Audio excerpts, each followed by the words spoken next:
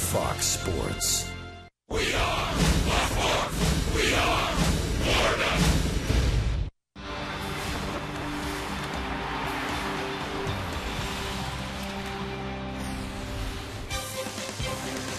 Yeah, nice to have that storm long gone from Miami. It's a Wednesday night showdown brought to you by Kendall Toyota in West Kendall Toyota. It's the finale of a very quick two-game series. Miami and Washington. The Marlins jumped the Nationals early last night and won going away. The Nationals lost a game in the East. They're 4 up. Ryan Zimmerman and the Nationals trying to snap a 5-game losing streak. Jose Reyes and the Fish trying to keep it going. Hi, everyone. Rich Waltz. Pleasure to be rejoined by Tommy Hutton. You had just settled into your easy chair last night with your leg elevated after minor knee surgery. And the Marlins had already gotten to Steven Strasburg. It was quick. It was quick. Thank all of you guys. You're great teammates. You did a great job last night. Niner did. And it was a great performance by the ball club offensively and Ricky Nolasco, too. And the guy that really got him going was Justin Ruggiano. In a season where not a lot has gone right, Ruggiano has been a really nice surprise. You know, he took the advice of Marlins hitting instructor Eduardo Perez. He was aggressive against Strasburg, homering on that first fastball that he saw. And remember last night, he hit number 2 in the lineup with the right-hander on the mound. Tonight, against the left-hander Detweiler, he's behind Stanton, hitting in that number 6 spot. Justin Ruggiano had a 4-for-4 game. He's just been outstanding. In his career against Washington, he's a career .368 hitter. This is our first chance here in Miami to see Jacob Turner. He looked very good, did not get the win in Arizona. What do you expect from the kid tonight? You know, you expect and you hope to see the same thing. Ozzie was very impressed with his presence on the mound, with his ability to throw strikes with all 4 of his pitches. Keep in mind, he's made 4 different stops this year between minor league cities, between Detroit and here. He's starting to settle in, and hopefully the 21-year-old can repeat what he did in Arizona. Sir Pizza starters. Ross Detweiler, with all the big names on the Nationals rotation, he's an underappreciated starter. Yeah, he is. He's got good stuff, good fastball. He beat Carlos Zambrano back in April and threw the ball well. The lineup is stacked with right-handers because lefties are hitting just .153 against him. And the fans are stocked with Giancarlo Stanton bobbleheads. Might he be someone's pick to click tonight? Everybody, get ready. Get your pick to click in because the Marlins and the Nationals are ready to go.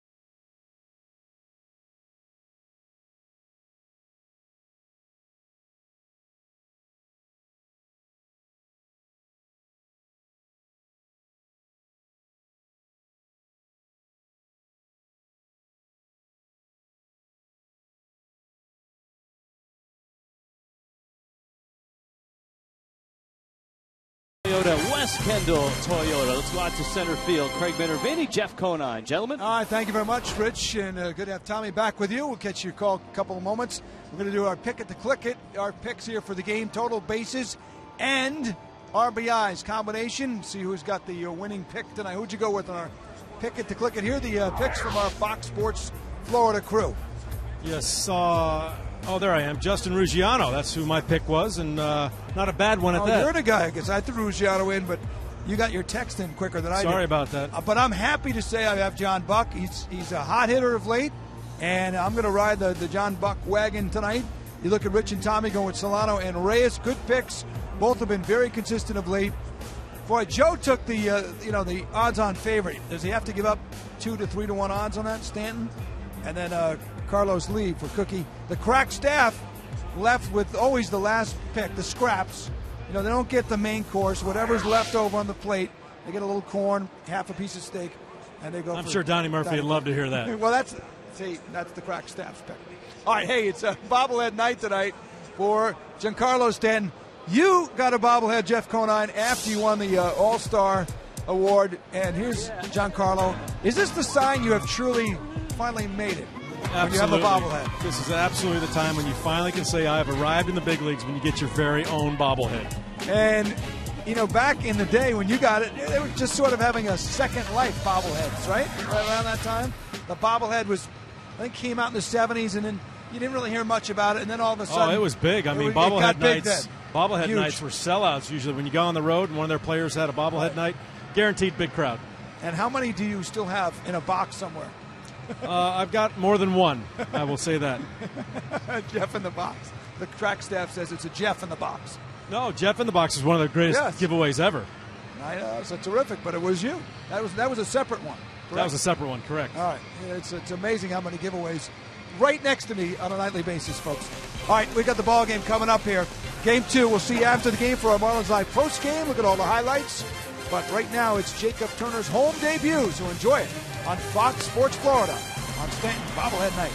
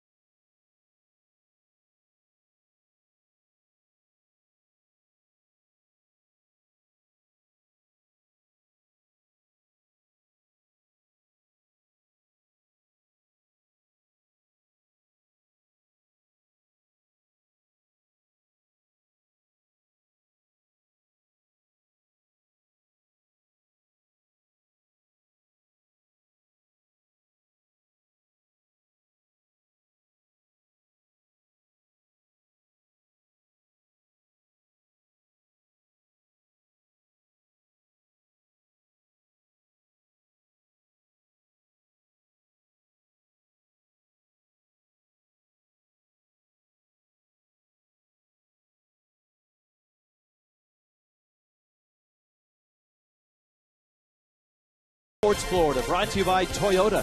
Visit your local Toyota dealer today for great deals on Toyota vehicles. Toyota, moving forward. By AT&T, the nation's largest 4G network. AT&T, rethink possible. By Papa John's, right now at Papa John's, buy any large pizza, even specialties, for only $12. By Nissan, get to the Nissan biggest savings under the sun event. Nationals, Marlins, ready to go. The Nationals have dropped 5 in a row. They're at 77-51. Still a 4-game lead, though, in the East. SunTrust brings you their lineup. Jason Worth leads it off. Bryce Harper in the 2 spot. Ryan Zimmerman will hit 3rd. Adam LaRoche in the cleanup spot. Nova High's Michael Morse right behind him. Sarasota's Ian Desmond plays short. Danny Espinosa's at second base. Kurt Suzuki hits 8th, and Ross Detweiler will hit 9th. Jacob Turner ready to deliver the first pitch. Pinch a Penny brings you the first pitch. Bill Miller calling balls and strikes. And you could hear him. Strike 1. I think we forget that Jacob Turner, Rich, is 21 years old and started this year for the Tigers. Started 3 games for Detroit. Was in the big leagues last year some as well. That one popped foul and out of play. Yeah, and as I mentioned, he's made a lot of stops this year. He's with Detroit. He was with a couple of minor league cities with them. He was in New Orleans and now here. So he's just starting to get settled. Fastball misses inside. The last 2 seasons, take a look at Worth in the leadoff spot. He was 0 for 4 last night. The last 2 years, Turner has been listed by Baseball America as the #1 prospect in the Detroit Tigers organization. Swing and a miss, and he strikes out Jason Worth. And so the Marlins getting Turner and Rob Brantley in that trade of a month ago. In his game against the Diamondbacks, he used all 4 of his pitches and threw all 4 for strikes. So picked up a nice strikeout there. In talking to Randy St. Clair and Ozzie Guillen, one of the things that impressed them most about Jacob Turner is mound presence. He didn't get flustered. He was calm. He misses outside, but that breaking ball. Turner is out of St. Charles, Missouri. And if that sounds familiar, that's the hometown of Mark Burley. Changeup misses away, and it's 2-0. Bryce Harper, 1 for 4 last night. Harper certainly has cooled off since his first half, which got him into the All-Star game. That fouled back. Let's see, the first half got him into the All-Star game, but I don't think the second half is going to get him Rookie of the Year. No, they're the dramatic splits. And remember, he's 19. So, yeah, I was just thinking, not too many times has Turner faced a guy younger than him.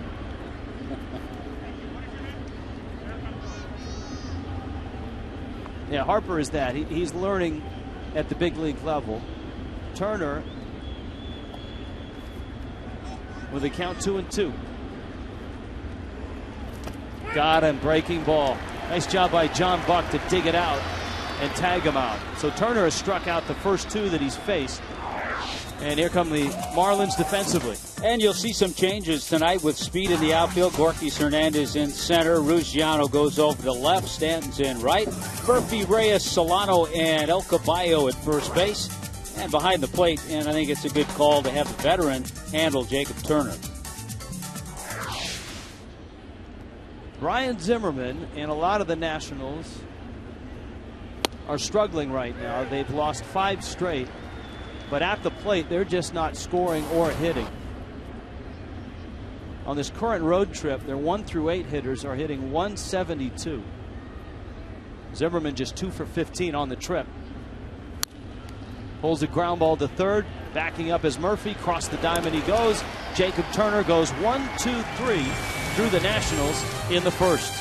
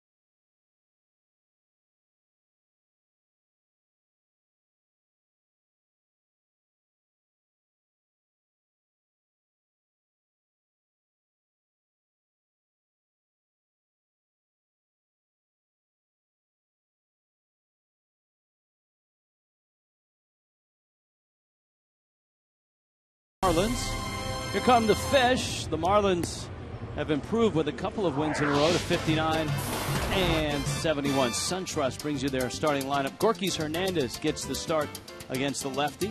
Donovan Solano carrying that 11-game hit streak. Jose Reyes at short. El Caballo at first base. Giancarlo Stanton on his bobblehead night hits fifth. Justin Ruggiano, 4 hits and a homer last night. John Buck will do the catching. Donnie Murphy is in the 8th spot, and Jacob Turner hits 9th. And there is Ross Detweiler. 26-year-old lefty threw a good game against the Marlins back on April 20th.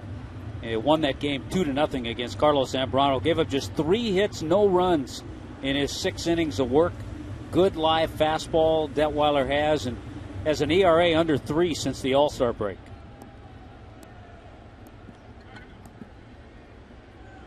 Hernandez stands in with Solano and Reyes to follow. Detweiler beat the Marlins in this ballpark back in mid-April. And a strike. And it's 0-1. Gorkys Hernandez was a long way from Miami at that point in the season. 0-1 pitch on the ground out to short. Desmond flips it on over to first. And Hernandez is out, number 1. Nationals, good defensive team. Yeah, they're happy to have their infield back in peace, back together. Morse, Harper, and Worth in that outfield. Zimmerman, Desmond's off the disabled list at short. Espinosa, the second baseman. LaRoche, terrific at first. And Kurt Suzuki starting for the 16th time since joining the Nationals. Here's Solano now on an 11-game hit streak. And he takes outside. Solano extended it last night. He was down in the 7th spot. He drove in a run with a single in the 5th.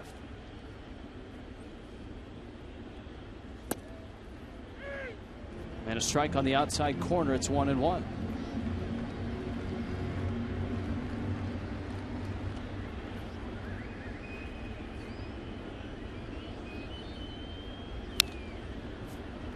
Very interesting delivery that Ross Detweiler has. It looks like he's getting ready to go to the stretch right here.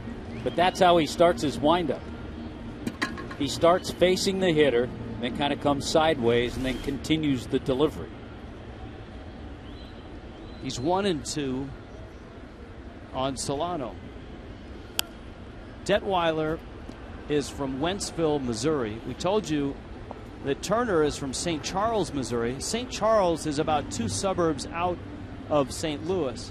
Wentzville is about 4 suburbs out of St. Louis. So St. Charles and Wentzville are not that far apart. And here you have 2 guys who are first-round picks starting against each other. That ball is going to drop off the glove of Harper, and Solano hustling into second, and he's in there.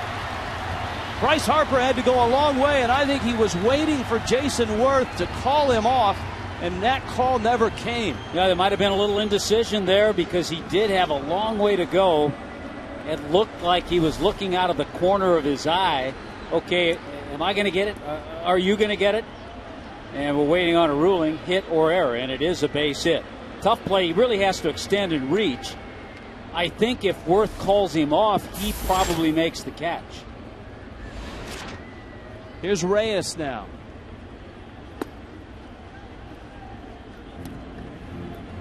So a hitting streak now continues for Donovan Solano to 12 games.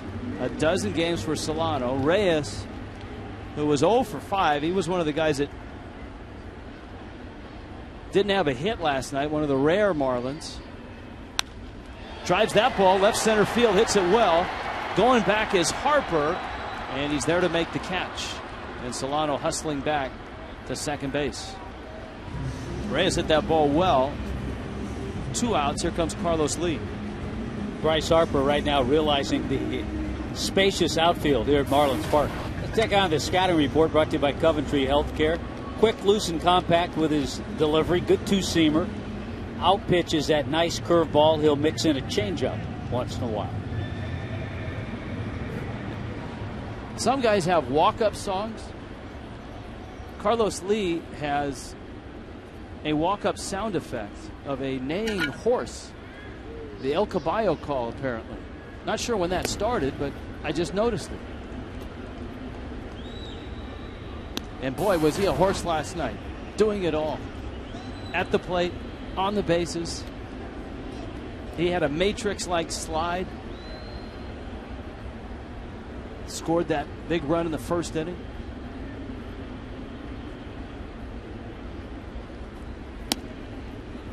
Detweiler gets a strike. One of the great mysteries of this season. Carlos Lee has been so good for Miami, especially with runners in scoring position. He has not hit lefties well. It's below 200. It's amazing.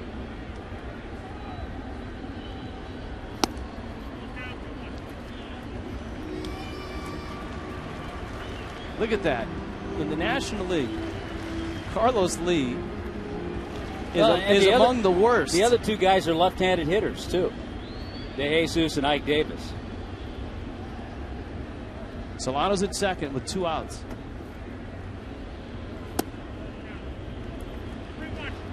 And it's 3-1. Lee looked like he was taking that pitch all the way. I mean, he had the bat literally on his shoulder. I'm wondering if he knew what the exact count was. That's why I said I think he thought it was a 2-0 count and not a 2-1 count. That's the way he took it. Yes. Flips a pop-up down the right field line, and it's foul. And now the count's 3-2.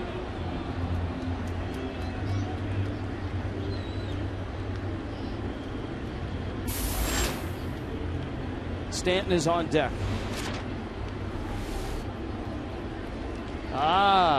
He was trying to call timeout and didn't get it. So he knew what the count was. He just wanted time. Now the 3-2. Desmond to first. And the inning is over. Solano stays out at second. Scoreless into the second.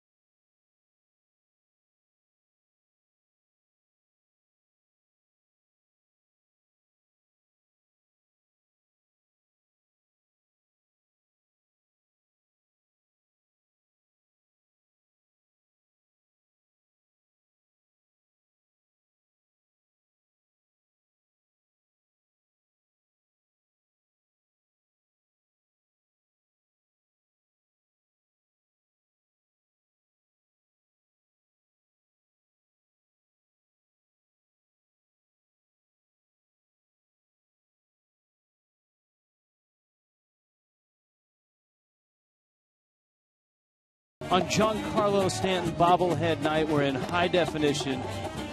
Brought to you by H.H. Gregg. Look at that. You got the little G doing some dancing. And the bobblehead joining in. Very nice.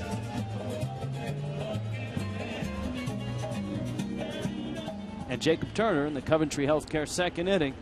Back to work against the Nationals. He gets Adam LaRoche, Michael Morse, and Ian Desmond. This is the biggest bump in the road that the Nationals have hit this year as LaRoche pulls it foul. And that's a 5-game losing streak. They still have a 4-game lead in the National League East, with Atlanta winning last night.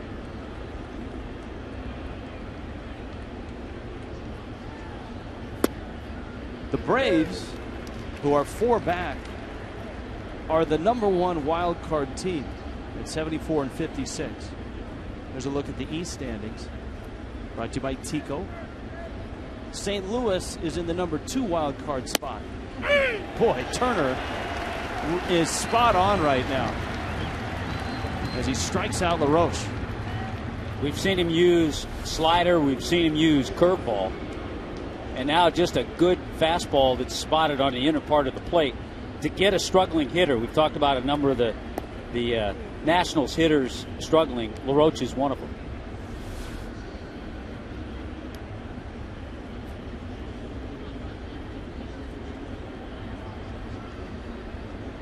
Here's Morse. And Turner throws a strike. You can see Morse didn't like the call. Morse 0 for 3 last night. Morse, of course, missed a lot of the early part of the season, but jumped right back in. He's got 15 doubles and a dozen homers.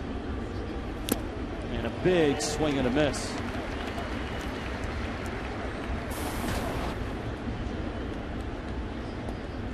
So although the Nationals are scuffling, they still have a 4-game lead in the East. And in terms of postseason, they're still, what, 8 games up. But as Davey Johnson will tell you, nothing's a done deal. I think everybody in baseball learned that last year. Strike 3 call. Wow. Jacob Turner has struck out 4 of the first 5 he's faced. Loose delivery. Great demeanor out there. Looks like he's 31, not 21. And another perfectly spotted fastball. You could see Morse felt that was coming in and it cut back over the plate. Look at where it was. It was right on the black. And here's Ian Desmond now.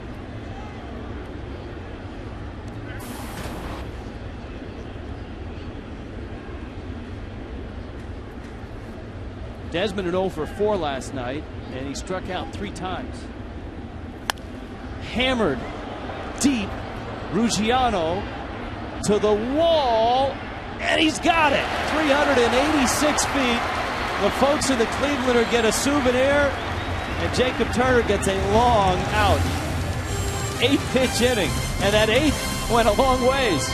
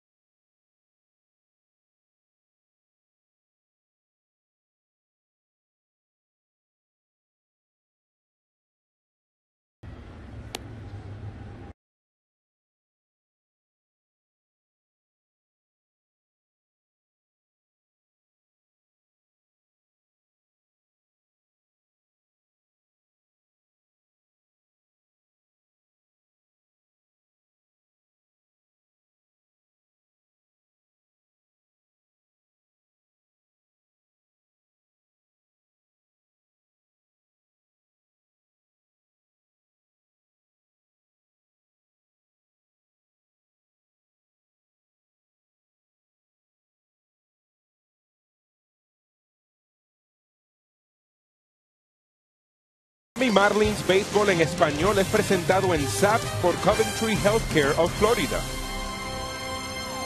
Little cotton candy going on in a scoreless ball game in the bottom of the 2nd. Marlins Park, good crowd. You've got a bobblehead night tonight. Giancarlo Stanton bobblehead night, and here he is.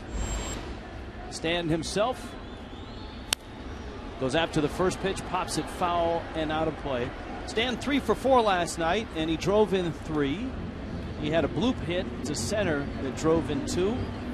A line drive to right and a line drive to double down the left field line.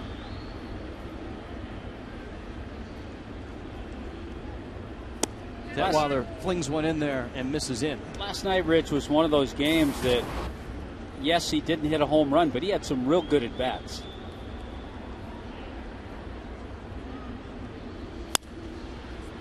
Sounded like he busted his bat. Been a busy night already for Ian Desmond.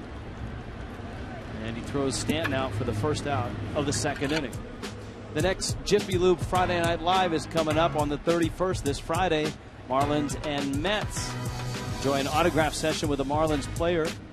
After the game, head to the West Plaza for a live concert. It's all presented by Heineken Light. Lock in your tickets for Friday Night Live. Go to marlins.com.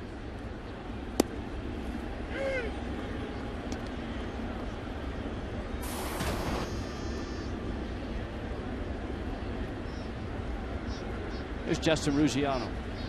4 hits for Ruggiano last night. And he's calling timeout and steps out.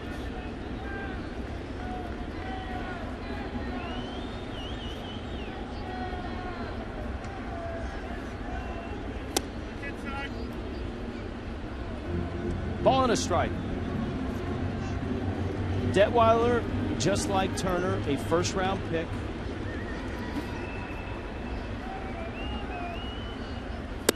Had some injury issues on his way up the ladder in the Nationals organization. Hip surgery in 2010. Remember, he beat John Lannon out for a spot in the rotation to start the year. That's a perfect pitch right on the outside part. It's 2-2. Of course, the Marlins saw that John Lannon in that doubleheader in Washington, D.C. Detweiler's numbers have been very good. His ERA in the low 3s.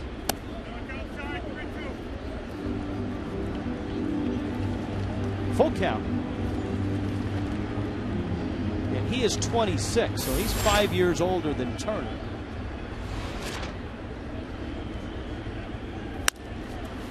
Little roller out towards short. Desmond fires to first. Ian Desmond has 4 ground balls already. 4 6-3s in the book.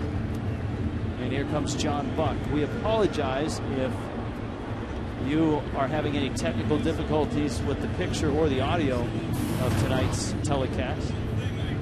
Our crack staff is essentially helpless right now. The engineers have taken over and they're working feverishly to fix things. Here's Buck now.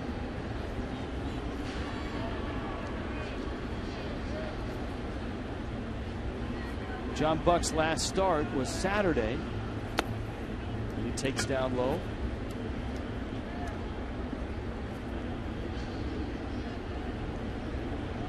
Rob Brantley getting the other 2 starts before then, and you get a sense that from here on out it'll be Buck against lefties, Brantley against most righties.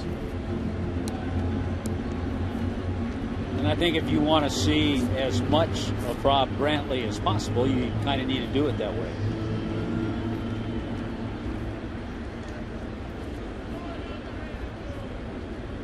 Detweiler with a 2-0. And it's 2-1. The 2014 All-Star Game, Tommy Hutton, is going to Target Field in Minnesota. Officially announced today, wasn't it? Yes, it was. Now, not official, but I saw in many of the articles the favorites for the 2015 All-Star Game are the 2 teams that are on the field right now, Miami and Washington.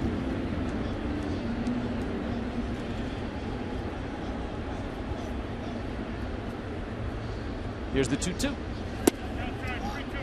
No one from Major League Baseball was quoted as saying that, but a lot of writers have taken it upon themselves to put Miami and Washington as the favorites for the 2015 game. Which certainly makes sense as far as National League teams, which is where it will be in 2015. 3-2. Buck reaches out, lines it to right. Worth comes on, and he makes the catch. And Ross Detweiler goes 1-2-3 through the second. Both pitchers look sharp. Scoreless ball game.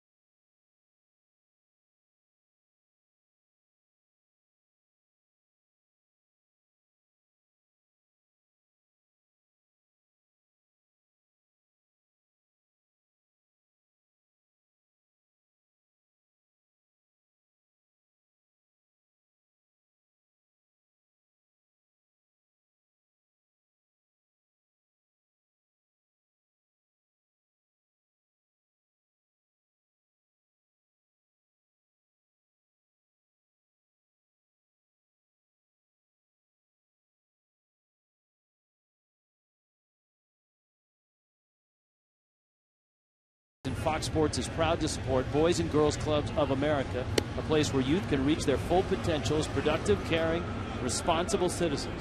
To learn more, please visit greatfutures.org/Fox Sports. Bobbleheads, pizza, cotton candy, and Dibs, the frozen wonder. I mean, that's a great night at the ballpark. Bobbleheads, pizza, cotton candy. Jacob Turner has looked exceptionally sharp. Saved the one breaking ball that Ian Desmond hit 386 feet. He has struck out 4. He gets the bottom third of the order. Danny Espinosa, Kurt Suzuki, and Ross Detweiler. And Espinosa pulls one foul.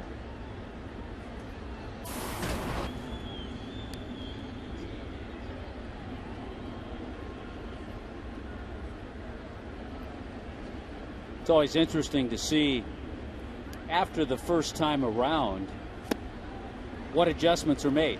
Does Jacob Turner make adjustments, and do the Nationals make adjustments?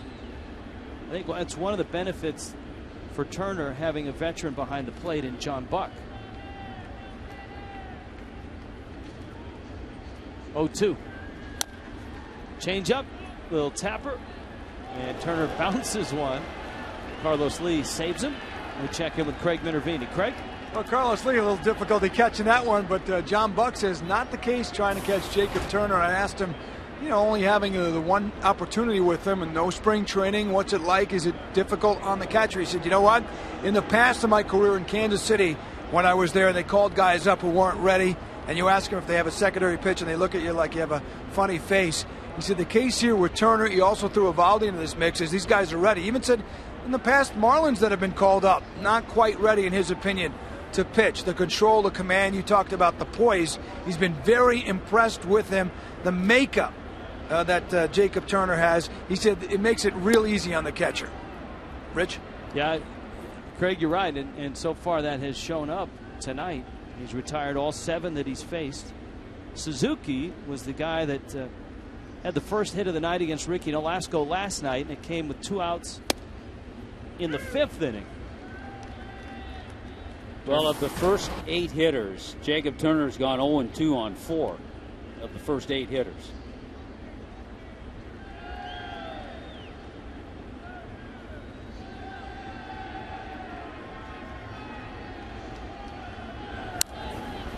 Right back to Turner, who backhands it, and this time he underhands it to Carlos Lee.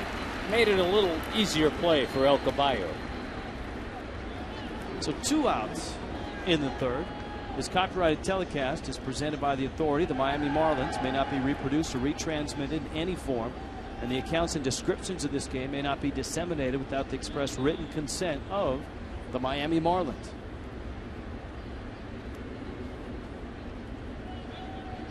Detweiler stands in. Turner goes at him with a fastball at the knees for a strike, and it's 0-1.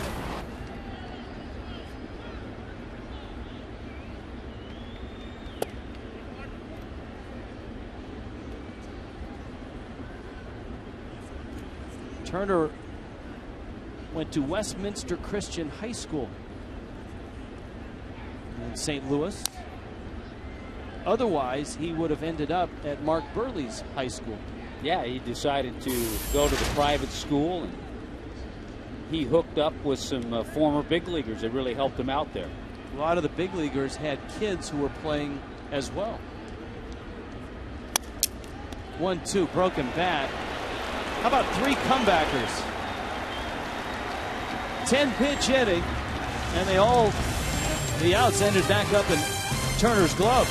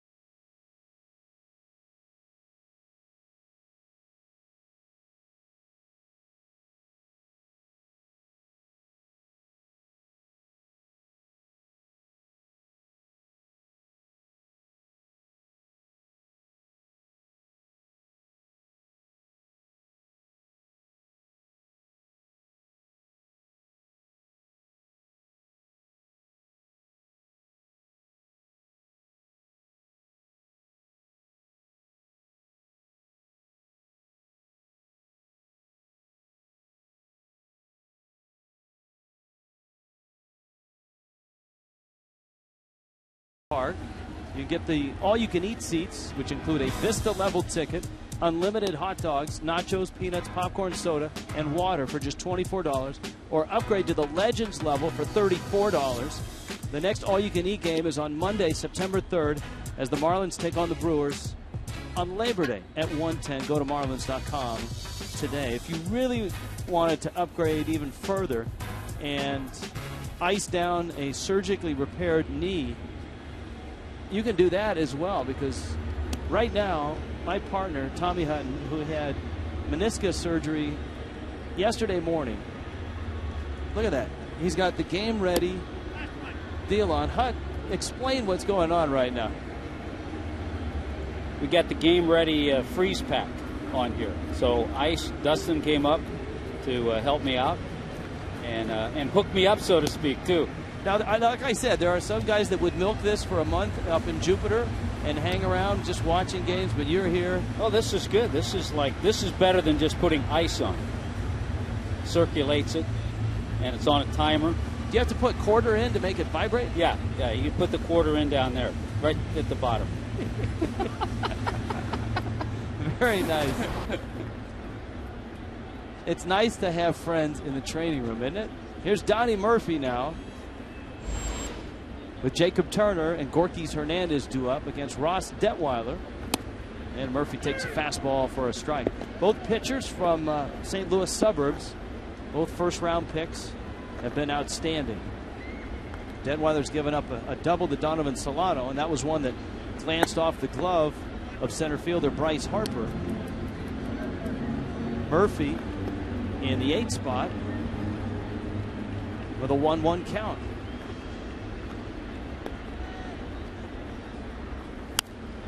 goes after a fastball and fouls it off.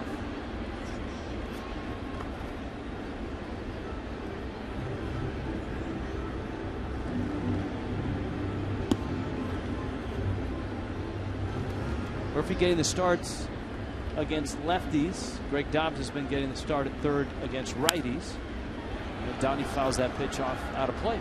By the way, Rich, I'm just keeping this apparatus in service until Lomo has his knee surgery, which is a lot more extensive than what I had. Lomo's going to have it on September 5th. Yeah, he's going up to see Dr. Stedman in Colorado. He'll be up there for a week to 10 days. Then he's heading to Arizona. A swing and a miss by Donnie Murphy. One thing I learned about Morrison and the knee surgery he's about to have is you can do pre-surgery conditioning on your knee. He'll condition the muscles in and around the knee so that the rehab, he doesn't have to start from the very bottom. The muscles will be already built up, ready to go. Surgery happens, and then he's right into rehab. Which is what he was doing when I saw him in the clubhouse. He was doing some rehab work already. He told me yesterday, he said he's really looking forward to getting to spring training next year and being healthy for the first time in 2 years. I think the good analogy is we've been talking about Giancarlo and how since he's come back from his knee surgery, he's swung the bat better, he's played the outfield better, and I think a lot of that has to do with because he feels so much stronger in his lower half and his legs. Detweiler's out in front of Jacob Turner, 1 and 2.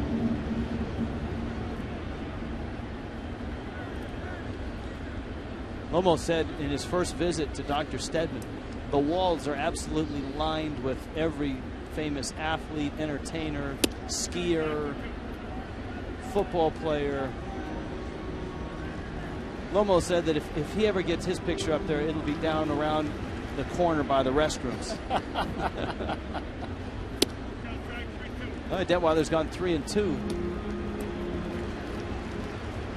Like Stein Erikson would show up and say, "Who's this Logan Morrison guy?"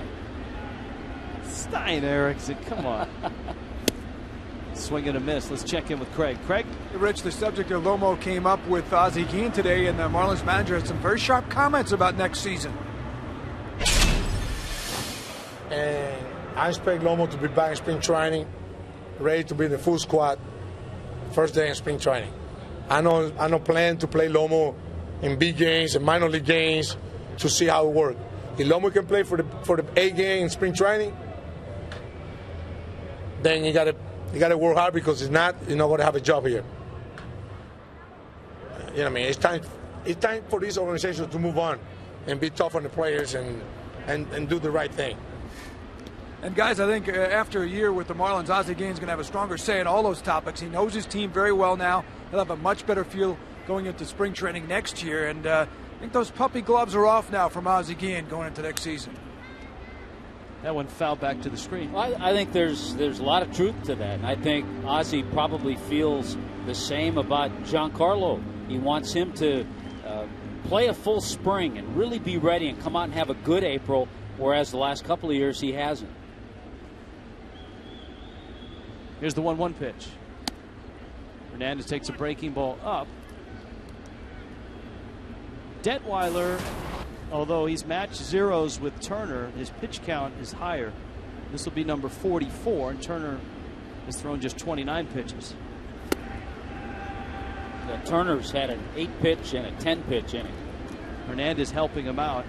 If you're Gorkys Hernandez, the one thing that Gorkys Hernandez, and we've talked about it, you can't swing at 2-1 pitches at your shoot tops.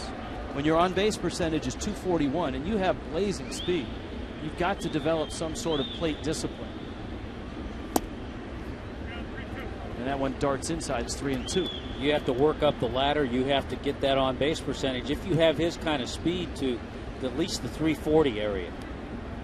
He's hitting 165 on base at 240 after an 0 for 1. He's bounced to short. And he strikes out there. 1-2-3 inning for Detweiler. And these two first-round picks both look good tonight.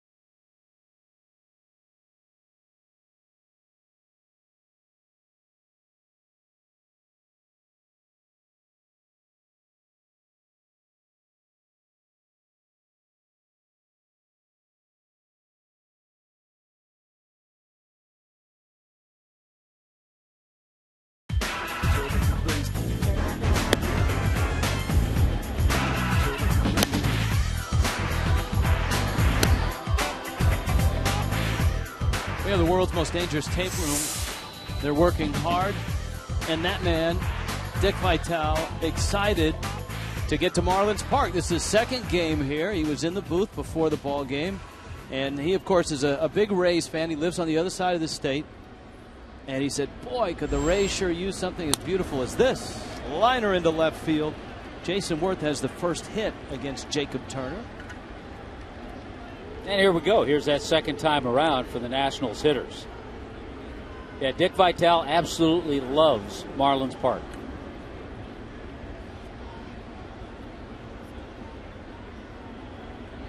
He was talking basketball yesterday with Giancarlo Stanton. Well, he'll start getting it cranked up soon. A little more time for vacation. Here's Bryce Harper now. Both Worth and Harper struck out in the first. Turner, first time through the lineup, had 4 strikeouts and 3 comebackers. Counts 1-0. So the first time for Jacob Turner now working out of the stretch.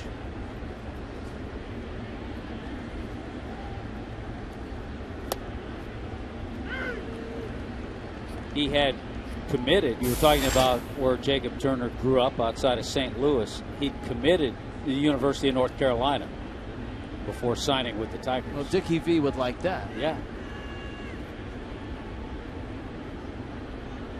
But he had committed to play baseball.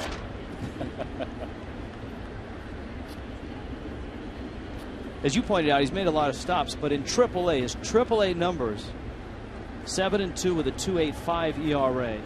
62 starts in the minor leagues. And this is his 8th major league start. You were talking last inning too, Rich, about Westminster Christian High School, St. Louis, where he attended. So did the sons of Andy Bennis and Mike Matheny and Todd Worrell. And Todd Worrell's the pitching coach there. Harper hits a ball to right and hits it deep. Stanton going back at the track at the wall, and it's gone. Bryce Harper, a 2-run shot, and the Nationals break through and lead it 2-0. 13th for Harper.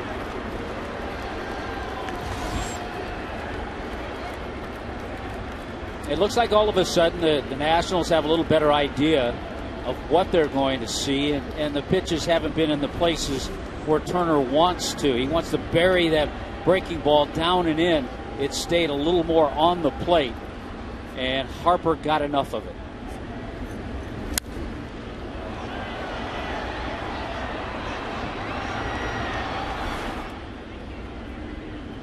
So second time through, Worth a single, Harper a homer. Here is Zimmerman.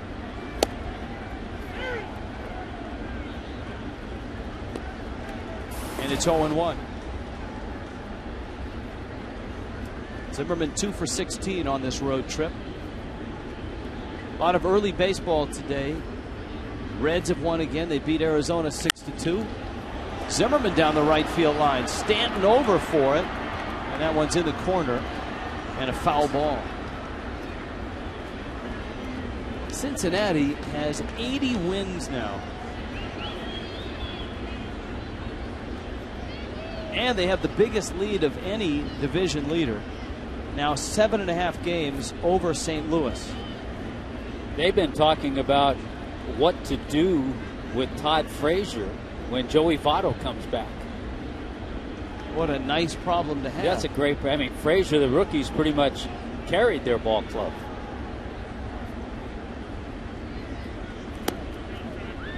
Turner's breaking ball misses away.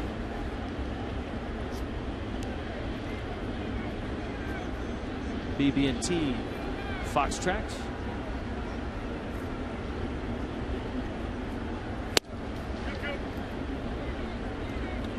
That's a good pitch, though. He needs to show that fastball in. If he misses off the plate, okay.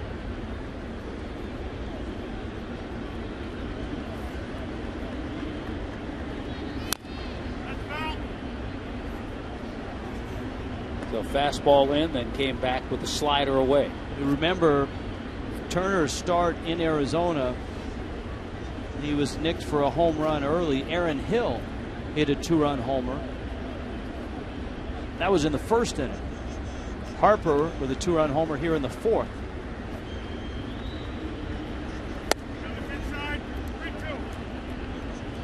That one misses in. Cholula Hot Sauce Spotlight. St. Charles, Missouri. Same hometown as Mark Burley. Marlins getting him from the Tigers with Rob Brantley for Anibal Sanchez and Omar Infante. Zimmerman couldn't hold up, and he strikes out for the first out of the fourth.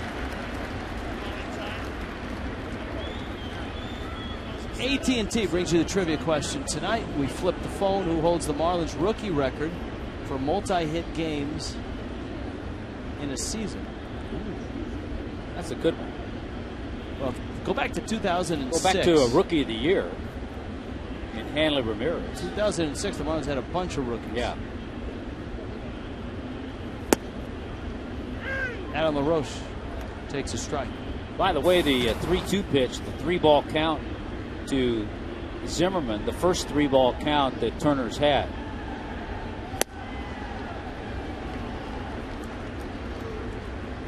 All right, who's your trivia? Have you got a guy? I think my guy would be Hanley Ramirez. Oh, you got a bell. I got the early bell. Who's second on the list? I like your train of thought, that 06 team. Ugla, Willingham. Here's the 1-2. Sprayed into left field against the shift. LaRoche pokes it into left for a base hit. A one-out single. And here comes Michael Morse.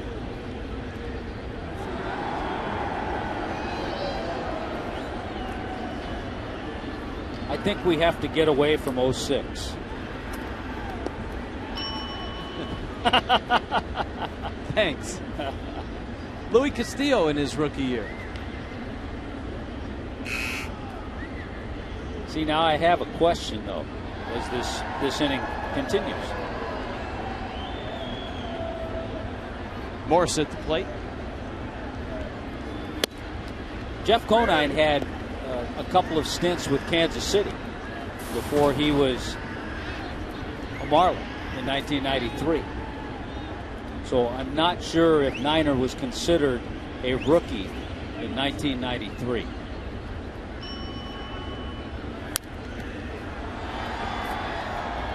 Is that yes, that he wasn't a rookie? I think it's yes, that you're not sure. Oh, you're right. So he was a rookie. Okay, because he had a good year. And he's number 2. See what happens, Hut? You take a night off for knee surgery. You come back. I'm refreshed. Once the anesthesia wears off. My leg is absolutely freezing right now. The drugs and medication have gone out of my system. Be honest with us. What was it like watching the game last night with the medication still in your system? I thought you guys were great. Here's the 1-2, and it's outside. Crack staff was tremendous. There you go. 2 balls, 2 strikes. Steven Strasburg. He was not great. No. He did not have his best of stuff or command. Most runs he's given up in a start, 7 in just 5 innings. Here tonight, Jacob Turner was perfect through 3, but the Nationals have 3 hits and 2 runs here in the 4th. And Morse with a big rip fouls it back. Morse is a big man. You stand next to him around the batting cage. The guy that came through the White Sox organization when Ozzie was managing there. Finally got a chance to play last year at 29 in Washington. Sends that one to left center and deep. Gorkys Hernandez goes back, and he reaches and can't get it. It takes a crazy bounce off that wall. Morse is around second. Scoring is LaRoche, and that's going to be a triple. Boy, a tough play for Hernandez. It's such a wicked angle and he never was able to get to the ball before it kicked off that wall and bounced back towards right. This is the first time I think we've seen a ball hit in that area that kicks off that circular wall. Morris is thinking of all the ballparks that's a home run in as he gets himself a triple, but I think he thought that ball was a long way out. And you're right, a very tough play for Gorkys Hernandez. He got as close to it as he could, but just couldn't pull it down.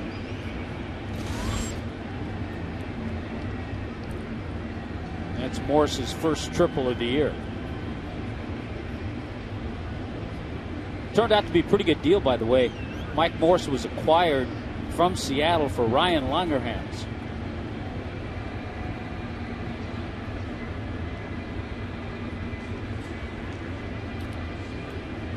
Drafted by the White Sox, was sent to Seattle. I want to say in the Freddie Garcia trade with Miguel Olivo. There's Desmond now. Infield's in. Desmond has flied out. Turner from the stretch. Just flips one into right field. That's going to die there for a hit. And across comes Morse. And the Nationals have fashioned 4 runs here in the 4th inning.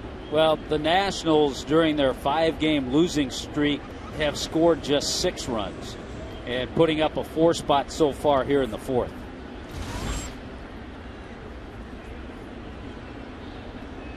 Meanwhile, the team that is 4 behind them, the Atlanta Braves, are now trailing 4-1 in San Diego in the bottom of the 5th.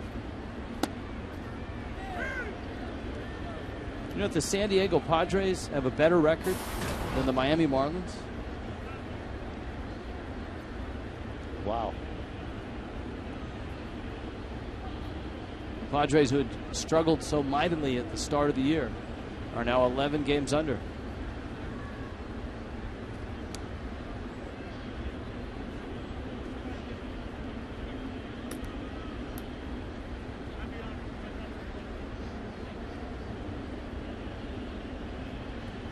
One to Espinoza.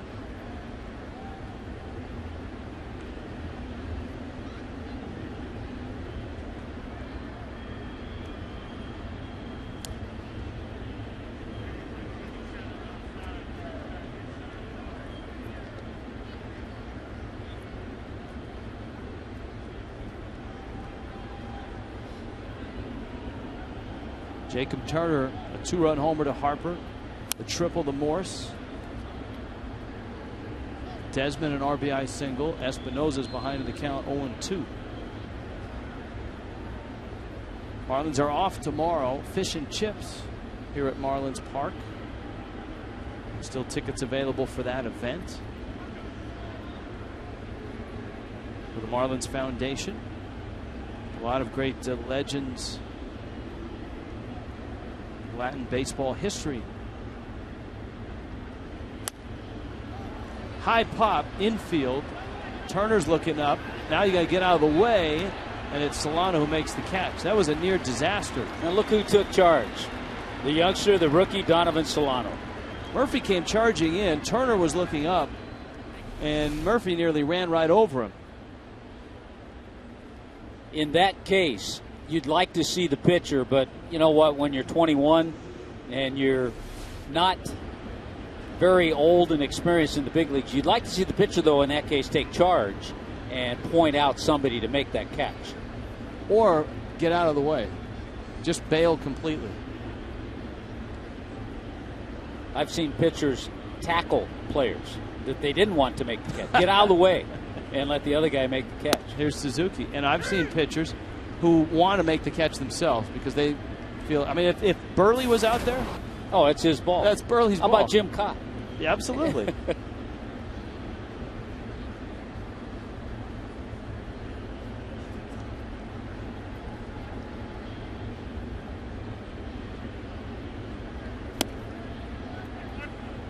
Fastball misses up. The Dodgers survived the Rockies 10-8 in Colorado this afternoon. Rockies were trying to sweep the Dodgers.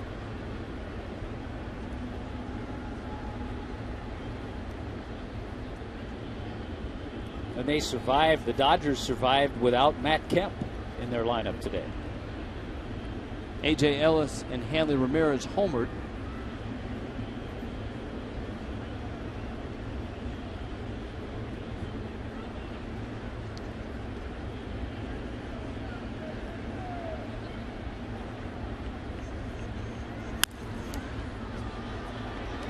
Towards the line, Stanton is there, and he makes the catch. But a big inning for the Nationals. 4 runs in the top of the 4th and a 4-0 lead.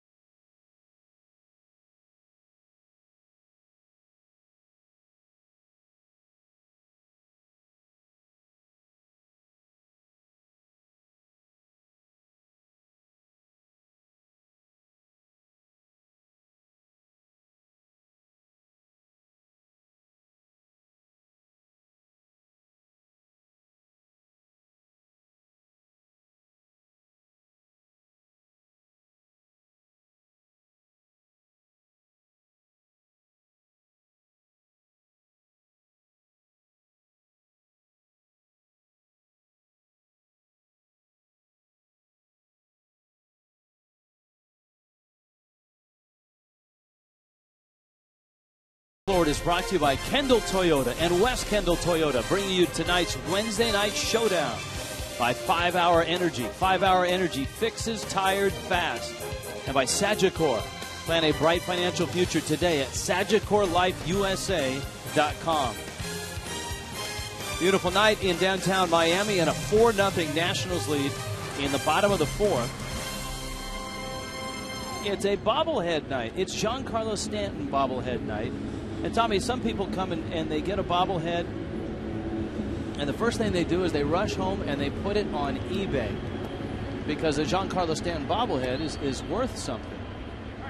And one industrious fan has already posted a Giancarlo Stanton bobblehead on eBay.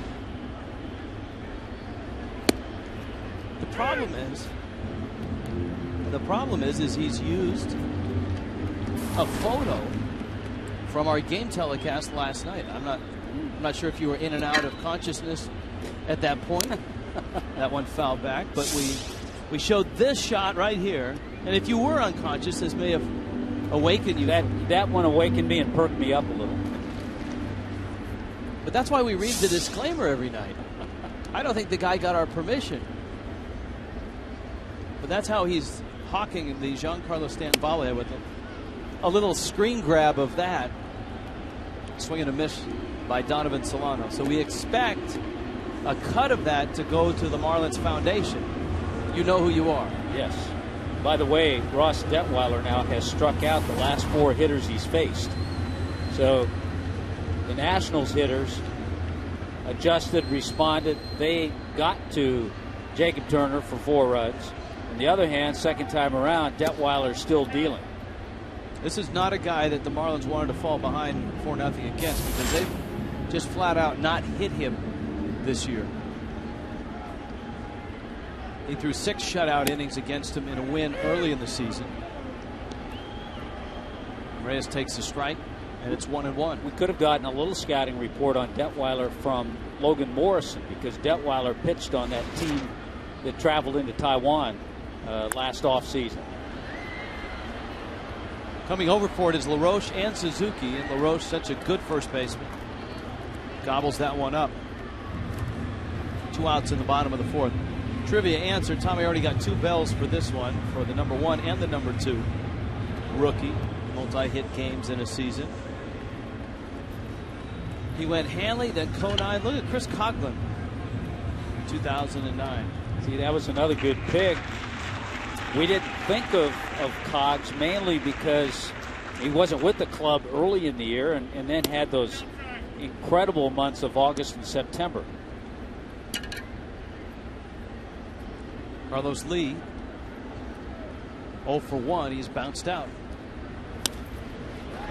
Lee sends that one out to center field. Harper over there, and he makes the catch. And Detweiler, an 8-pitch inning, rolls through the middle of the Marlins order.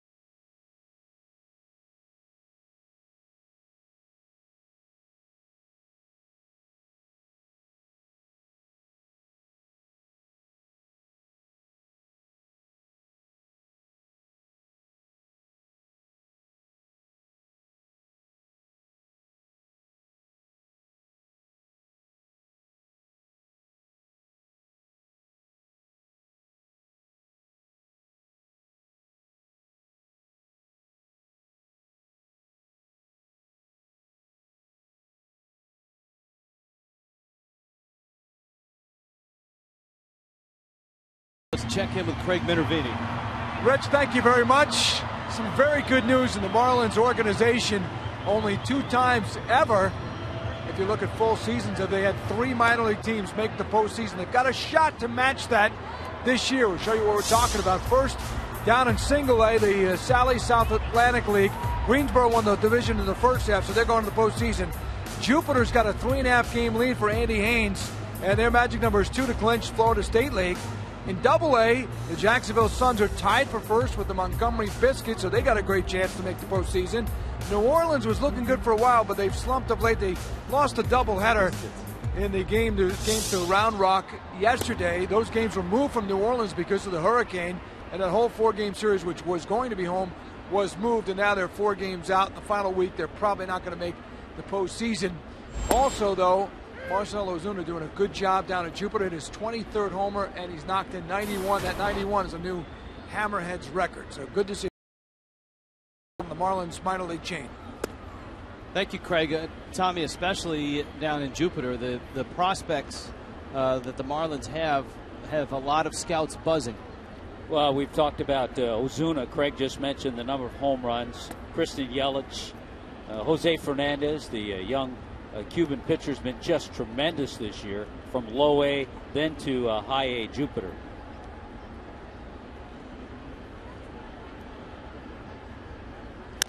Jacob Turner's pitch is bounced on a couple hops to Jose Reyes. And he throws out Ross Detweiler.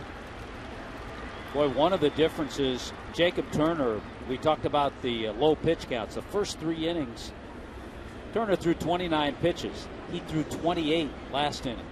So the Nationals made him work last inning. And now he's got the top of the order in Worth and Harper. And it was Worth and Harper that started that 4th inning. Worth with a single, Harper with a 2-run homer.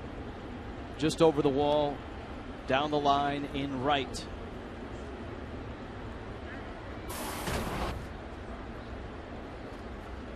Worth strolls to the plate. He's missed part of the season with the wrist injury, but he's back. And Davey Johnson has him in the leadoff spot. Always a good on-base percentage guy. Yeah, he's an on-base guy. Plus, since he's been back, he's hit .325, so he's done a good job.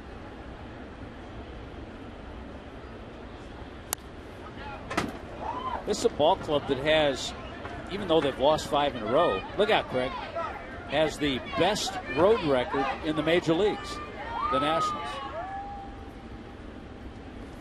See, everybody focuses on Craig, but it was our cameraman, John Tuitu, that he's the first responder down there. I mean, he's the first line of defense in that camera well. Turner buzzes Worth. There's John in the red.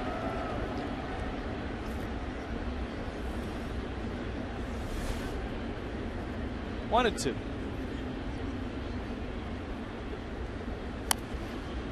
Worth.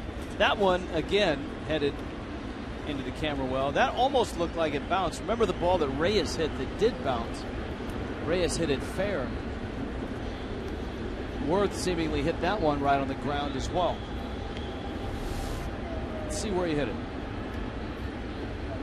That was down well below the knees. Fights off another pitch, and they count 1-2 still. Mets are here on Friday. They're in Philly right now and have a 3-2 lead in the fourth. And the Marlins get to face R.A. Dickey Friday night.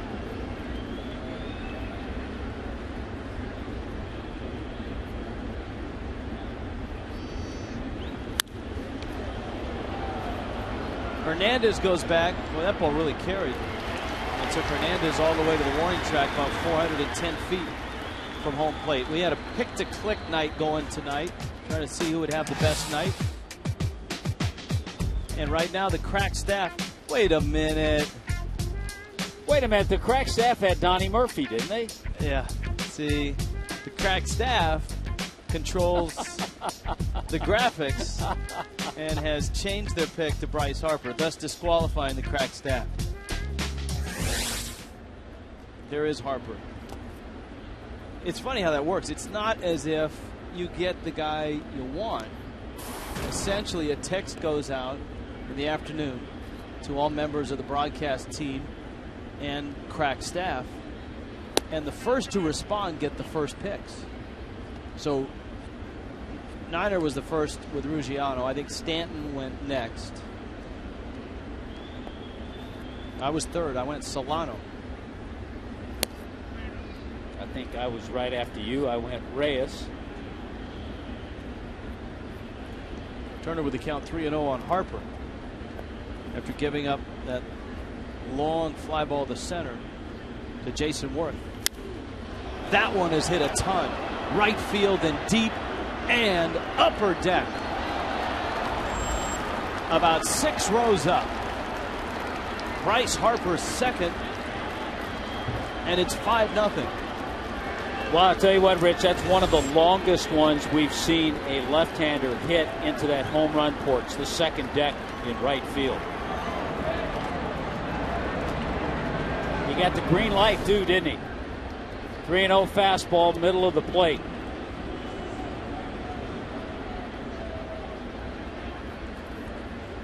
Wow.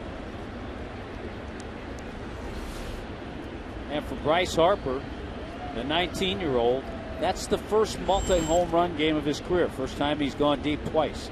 He's got 14 home runs now this season. And the Nationals are exacting a little bit of revenge from last night when Miami beat them 9-0.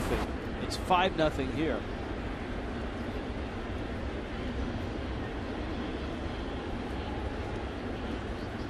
Bryce Harper may want to get his name back into that Rookie of the Year talk.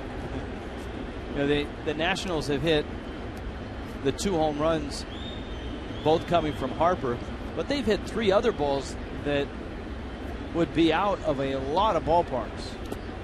Remember the Desmond ball in the second inning. It sent Ruggiano to the base of the wall in left center at 386. Morse's ball into that corner, which was probably about 415 feet. And Worth's out here, 410 feet to straightaway center. So I think for those who always say, well, they need to bring the fences in here.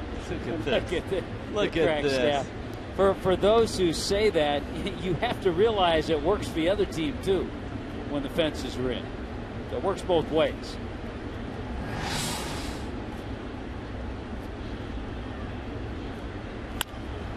Yeah, I think anyone that says, and because of what the Mets have done this year, because of the discussion ongoing in both Seattle and San Diego, people automatically see the distance here and say, well, are the Marlins going to follow suit? I don't think you've seen enough games here yet. No, look at how long it's taken San Diego, if they do it. Seattle, they've been in their ballpark for a while. And even the Mets didn't do it the next year at Citi Field. The Mets and the Tigers were I think the quickest to react. I think the Mets were 2 years in. Or was it the next year? I think it was the third year. Carlos Lee. That one hit the wire and almost bounced back towards Lee. The All My Sons Moving and Storage poll, 5th hardest to homer in this year. Should the fences be moved in next year? 33% yes, 67 no. I thought one of the most interesting ballparks that's allowed, there's a good curveball there, that's allowed fewest home runs in Marlins Park, Dodger Stadium. Go figure. Jacob Turner gives up another Bryce homer, and it's 5-0 Nationals.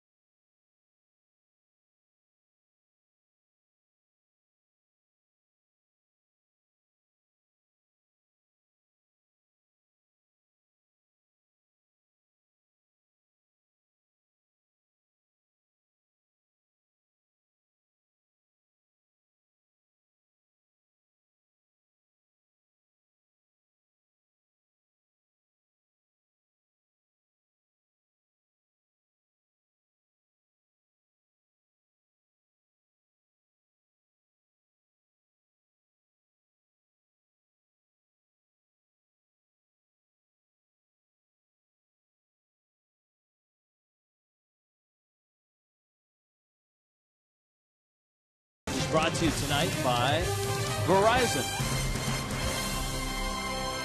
Cookie and Joe join us now. Raul is on assignment. Hello, gentlemen. Hey, Good Tommy. evening, guys. How you doing? Hey, Joe. Hey, Cookie. How you guys? All right. How you doing? He's doing fine.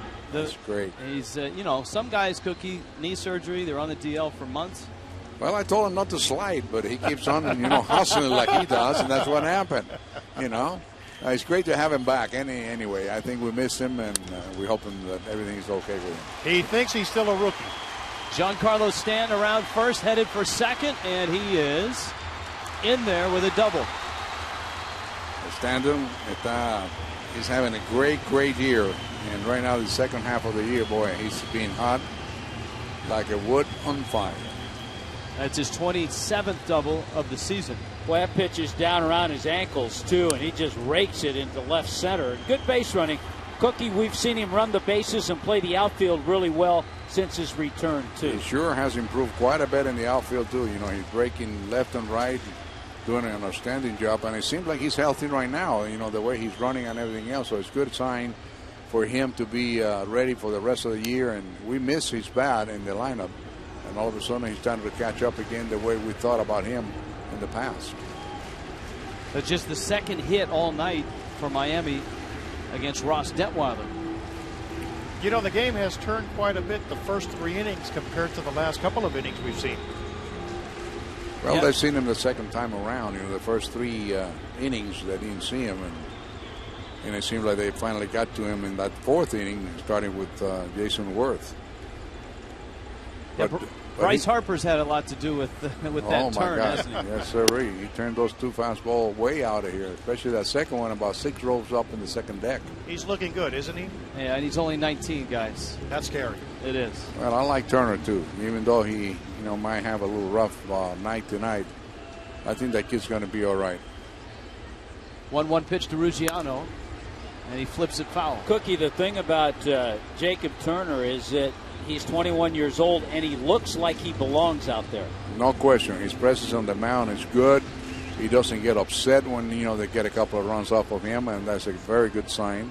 All he has to do, and, being 20, 21 years old, my God, is just start mixing his pitches a little bit better, knowing the hitters in the opposition, haven't ever had a chance to see National League players in regular season. And I think he'll learn. He'll learn fast. It's the same thing with Brantley. I like Brantley, the catcher. I think that kid's going to be good, and it's going to be a good combination. And 2 young players that we see have a good future here with the Marlins. Let's hope so. Gentlemen, have a good call tonight. You too, guys. Okay, guys, do the same. Don't slide, Tommy. Ruggiano takes in, and he's worked the count full against Detweiler. See, the thing is, though, I was always taught, when in doubt, slide. If you're not sure, slide.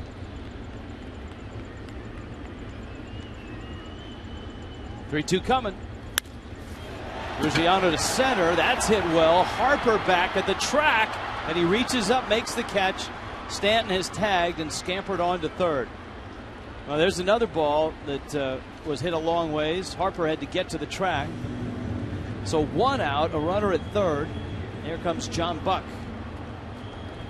Pick up the Sir Pizza 4-pack on any Friday night game at Marlins Park, including 4 tickets, 4 personal Sir Pizzas, and 4 Pepsi soft drinks for just $79. The next Sir Pizza 4-pack night is coming up on Friday. Marlins and Mets at 7:10. Marlins.com/pizza.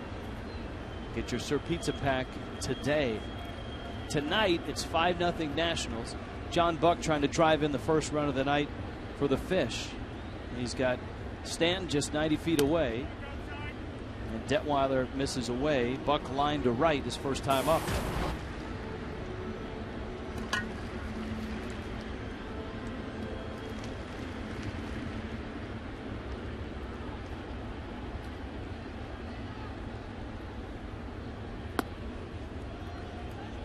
That was really a good play, by the way, from the youngster Bryce Harper. Anytime that ball as a center fielder is directly over your head, it's a lot more difficult than one to either side. And he went back on it. The ball was really crushed by Ruggiano. It's amazing the year that he's had defensively at center field, especially because he was a catcher originally. You don't see too many guys make that transition. Craig Biggio is one that you could think of that was a catcher that moved to the infield and ended up out in center.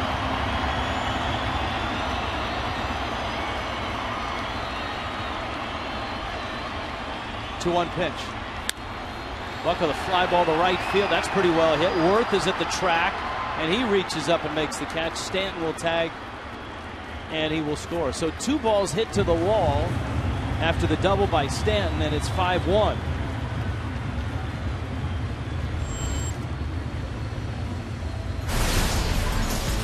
Time now for the Jesserman Keep Your Edge spotlights. Ricky Nolasco last night, a 5-hit complete game and a shutout, 8th career complete game, 3rd career shutout. He gave the Marlins an edge. You can keep your edge with Jesserman mustache and beard. Donnie Murphy takes an off-speed pitch for a strike. Yeah, a little change up. He'll mix that change up in once in a while.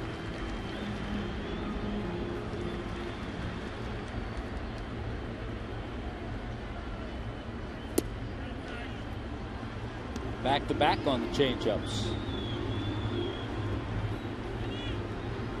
Austin Kearns has pulled up on deck, which may signal the end of Jacob Turner's night. That pop-up's going to find the seats. Well, the Marlins have had activity in their bullpen, and it looks like Wade LeBlanc is certainly ready. Even if Kearns doesn't hit, I think we'll see Ozzie make the move. Turner at 79 pitches.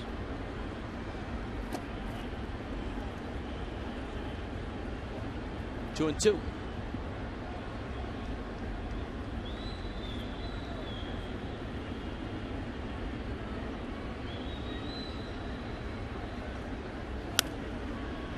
Murphy got jammed again, and this one's back in the seats. This is where it really gets tough for any manager that has just 4 extra men, 4 men on their bench.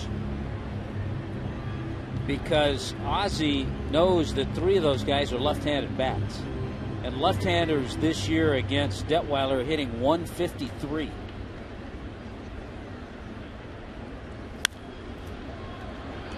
High fly ball towards the line. Worth settles under it and makes the catch. Miami's on the board, but Ross Detweiler still in control in this one. 5-1 Nationals.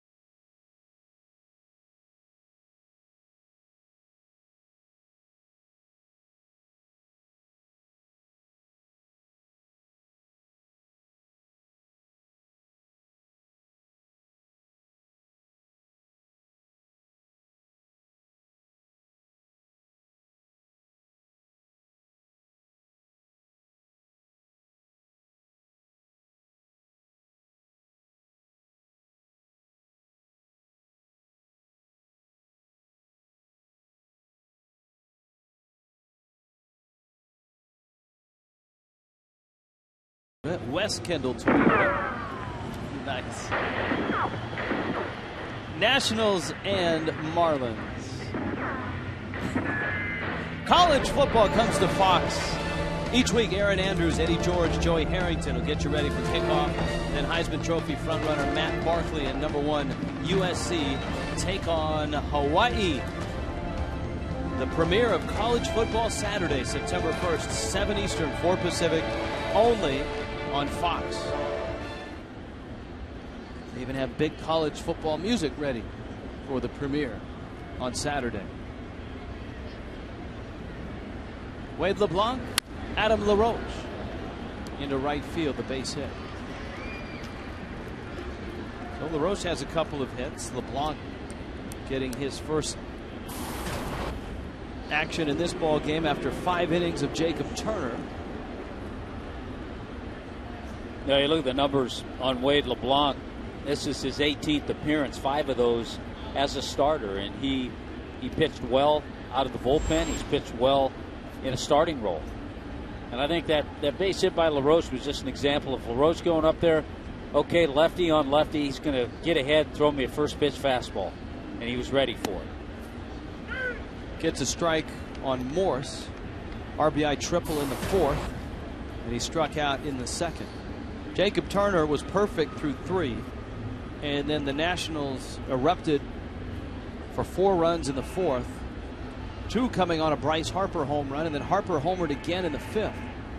And it's 5-1. That would be strike 2.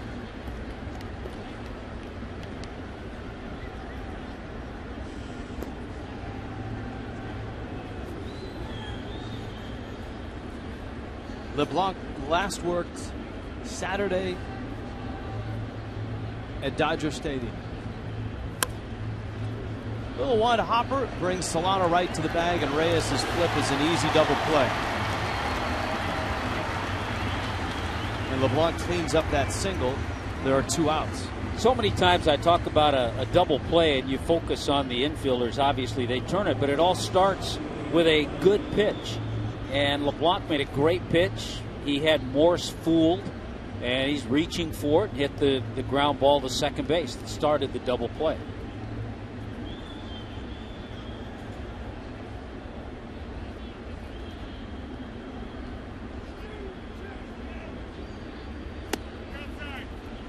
That pitch missing outside. News out of Philadelphia that Chase Utley and the Phillies are considering a move from second base to third base.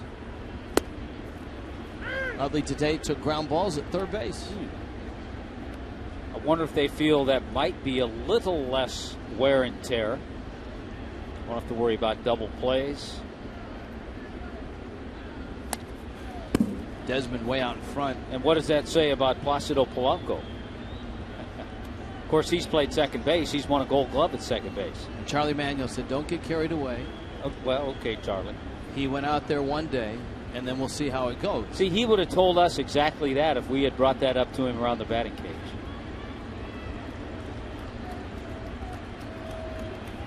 Only he would have said it in only the way Charlie can. Arm strength would be the one question I think that people would have for Utley making that move.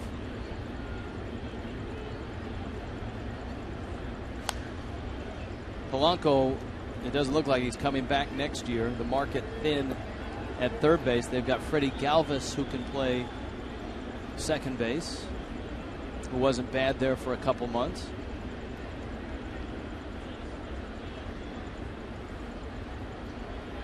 And apparently it was Utley who approached Ruben Amaro Jr. with the idea a few days ago.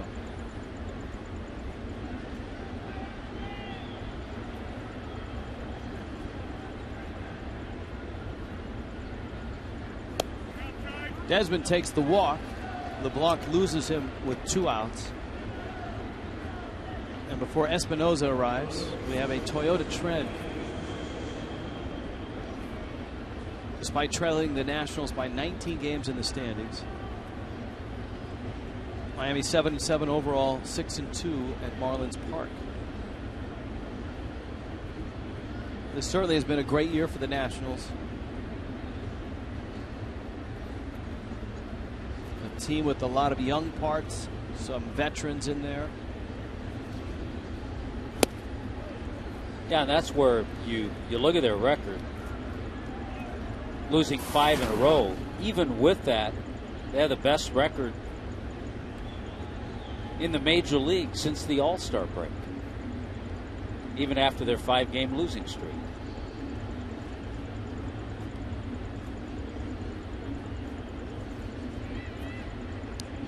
But you're right, Rich. I think they do have a good mix. The guys like Worth, LaRoche, Zimmerman would be put into that category. And then they have young players. They have a very young rotation, save Edwin Jackson. But a very good rotation. And Edwin Jackson went through postseason play with the Cardinals last year, so he knows what it's all about. The very quiet Jordan Zimmerman in the rotation. Who, if everything plays out the way everyone expects, Jordan Zimmerman would be their #1 pitcher in the playoffs. Maybe Gio, though. I think if I faced a team that had a lot of lefties, I'd go with Gio. I would be right behind you on that one. Good breaking ball. Espinoza goes down. Scoreless inning for LeBlanc. It's 5-1 Nationals.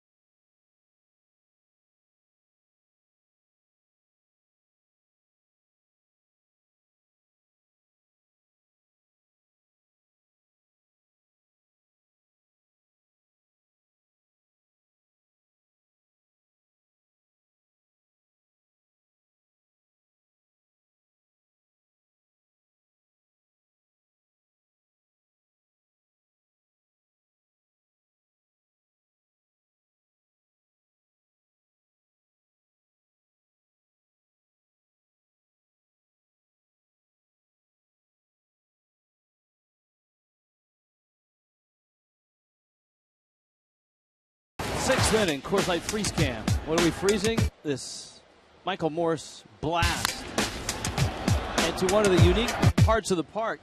If you're Gorkys Hernandez, how do you get up there? It bounced off the top of that angle on the wall and kicked away for a triple. JM Lexus always resets the game around this time. Bottom six, 5-1 Nationals. Bryce Harper's 2 home runs have been big. Donovan Solano doubled a 12-game hit streak. In fact, Miami has just 2 hits against Ross Detweiler. They've both been doubles. As Tommy Hutton pointed out, Marlins don't have a whole lot of options on the bench, and it's Brian Peterson who is pinch hitting.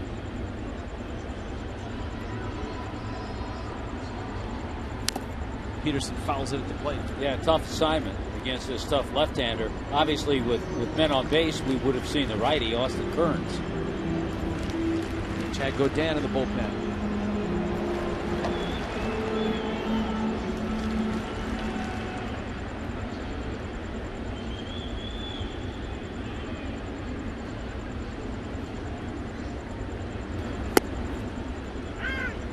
Be interesting to see if Ozzie leaves Peterson in the game after this inning. The Nationals do have a Sean Burnett down in that bullpen, but the back of the pen with Storen in the 8th and Clippard in the right are right-handed, and so if that comes around, you might want Peterson still in the game late. That's a tough decision for a manager who's got a short bench. And again, these are just all things that go through a manager's mind. I mean, there's nothing going on the bases, but he has to start planning ahead with his bullpen, with the score the way it is. If his ball club gets back in it, makes it a close game, so it would be a safe situation.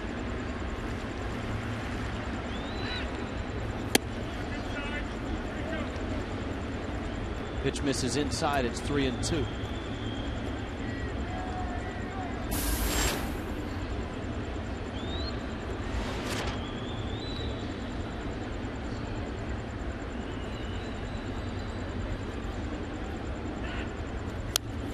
We talk a lot about players clearing waivers after the trading deadline, and guys that have big contracts, we've seen it happen. Sometimes teams will claim a player and then work out a trade, as the Dodgers did with Adrian Gonzalez and Josh Beckett. Well, apparently Joe Mauer has been placed on waivers and has cleared waivers. No one claimed him. That's a big contract, too. And Mauer is 29 and has $142 million remaining on his contract. $138 million from 2013 to 2018. That's a lot of money for a guy that you're not sure if he can catch and is not producing at the plate the way he has early in his career. Yeah, and it's not really a home run hitter, more of a line drive type hitter.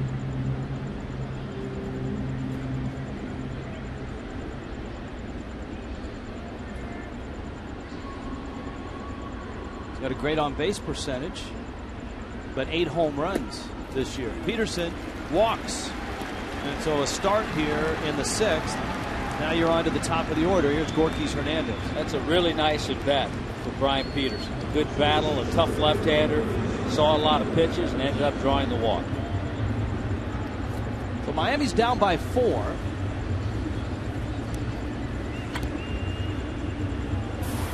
Hernandez has bounced out and struck out. Believe it or not, Detweiler has had 7 full counts, but that's the first man he's walked. 0-1 to Gorkys Hernandez. Detweiler at 85 pitches. Last 9 games, Hernandez has shown life. He's been able to get some bunt base hits.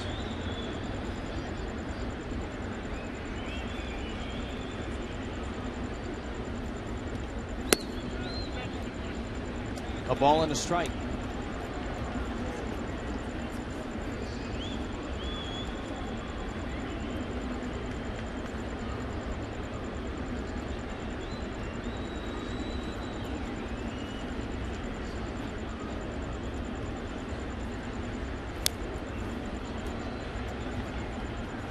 Detweiler's out in front 1-2. Marlins and Mets coming up on Friday night. Nathan Eovaldi and R.A. Dickey. Here's Detweiler. First, second, and third time through. Josh Johnson, Jeremy Hefner on Saturday. Sunday, it's Mark Burley and Chris Young. Detweiler runs that away. The Nationals are headed home, and they play tomorrow night. They play St. Louis. Edwin Jackson against his old ball club. 4-game series with the Cardinals this weekend up in D.C. Here's another one of those full counts. So that's what? That's 8. 8 full counts. So that's why that pitch count has gotten up. Yet he's walked only 1. The Cardinals tonight in Pittsburgh. Pittsburgh leading 5-0 in that game in the 5th.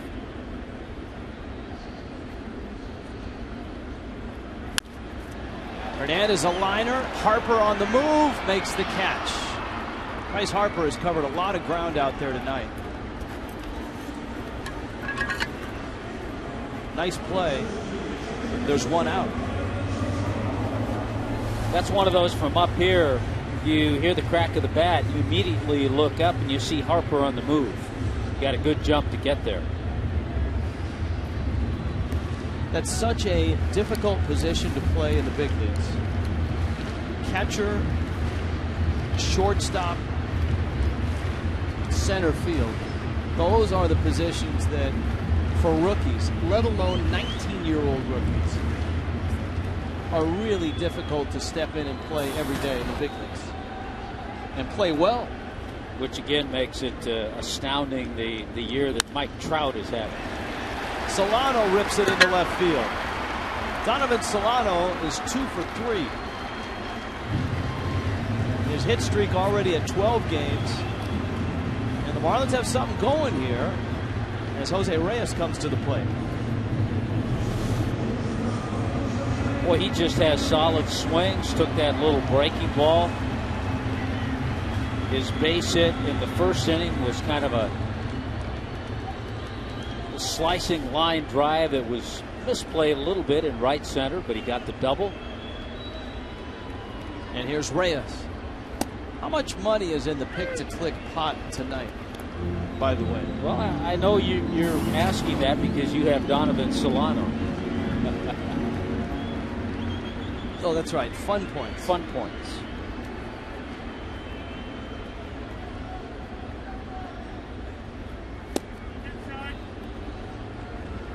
But the youngster out in Anaheim, Mike Trout, hitting .340. Has 25 home runs, has 41 stolen bases.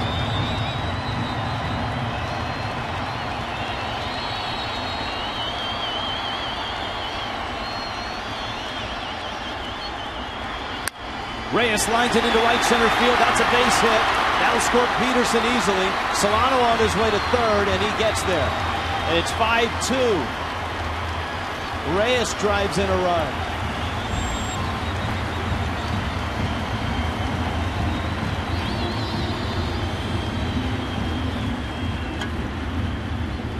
Good job by Jose Reyes. Watch his pitch. Setup is outside. It's there, but it's up a little bit. We talk about how when that pitch is away, if it's up a little, it's a little easier for that hitter to get to. Reyes with a solid swing, didn't try to pull it, and drives in the Marlins' second run. And the Nationals bullpen is in motion right now. Steve McCatty, who's done such a nice job in his tenure with the Nationals. Ryan Matthews is up and ready. Bill Miller is on his way out to break up the conference. And you've got Carlos Lee now with runners at the corners. Lee, certainly a good RBI man. But as we pointed out, he has not hit lefties this year at all. His average is under 190 against lefties. Now, in his career, though, Tommy, you look at Lee in his career against lefties, 290. And And that's a large sample size. Yeah, it's a big sample size, and it's a huge difference this year. He's also had a nice career in over 60 games against the Nationals. 11 home runs, hitting over 300. Got speed on the corners. Solano at third, Reyes at first. Lee fouls it. It counts 0-1. There's this Look season. at the disparity this year. That's amazing. Wow. Especially for a guy that has been so productive for so long in the big leagues.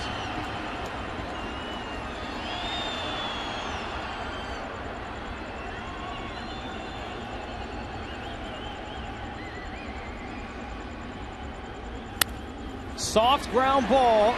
Espinosa out there. The turn, he beat it. And the run scores. Carlos Lee getting down the line. Gets the RBI.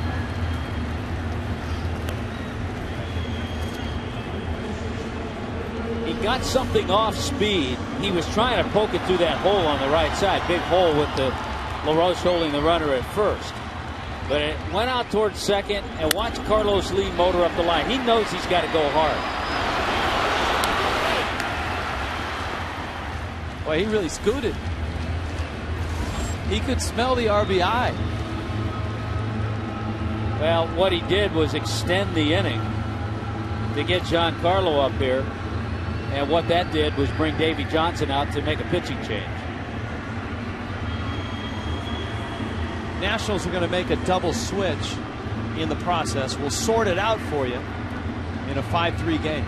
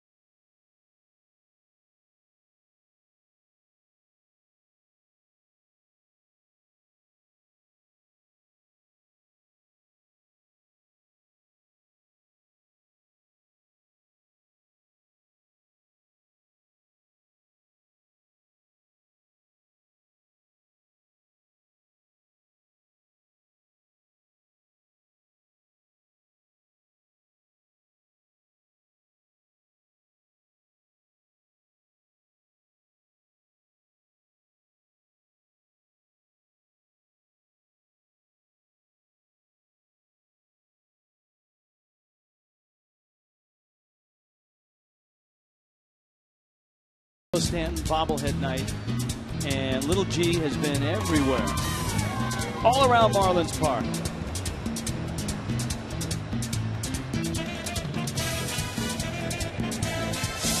Who wants a bobblehead? Stanton stands in. He has doubled and bounced out. Steve Lombardozzi comes in this double switch, and Lombardozzi is at second base. Ryan Matthews on the mound. There's 2 outs. Carlos Lee's at first. Stanton takes first pitch fastball. Yeah, Espinosa comes out of the game, so Lombardozzi will bat in the number 9 spot. Good fastballs and sliders.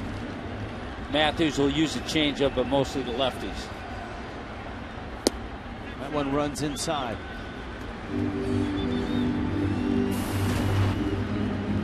Matthews part of a Nationals bullpen that has a lower ERA collectively than the starting rotation, which is pretty darn impressive considering the rotation has the best ERA in baseball.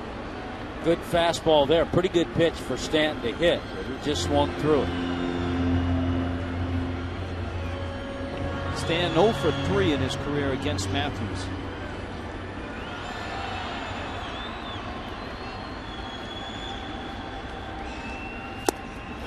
And he got him. He ran that fastball in on him.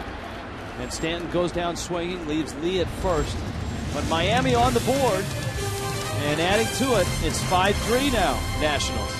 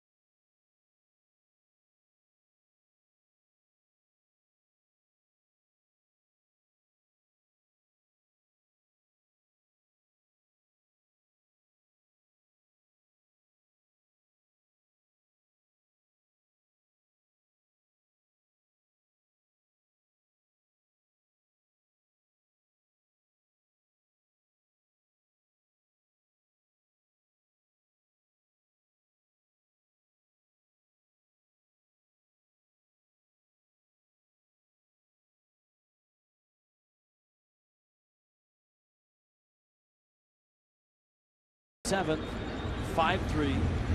Nationals on top of the Marlins. Chad Gaudin, a pair of Louisiana pitchers taking over for Jacob Turner. Wade LeBlanc had the 6th. Chad Gaudin gets the 7th. Turner went 5 innings. 3 of them went quite well. He was perfect through the first 3. And then the Nationals put 4 on the board. Bryce Harper a 2-run homer in that 4th inning, and then Harper hit a solo shot in the 5th. The Nationals racing to a 5-0 lead. The Marlins have chipped away a single run in the 5th, 2 in the 6th. But as we pointed out, the Nationals have a lockdown bullpen, and if the Marlins are going to climb closer, they're going to have to do it against that pen. I think that's a part probably of this Nationals team that goes unnoticed at times. Their bullpen. You know, so much focus on Strasburg and Harper and Gio Gonzalez and their steady offense. We get to talk about that bullpen. Kurt Suzuki an 0 for 2. Gaudin pumps in a strike.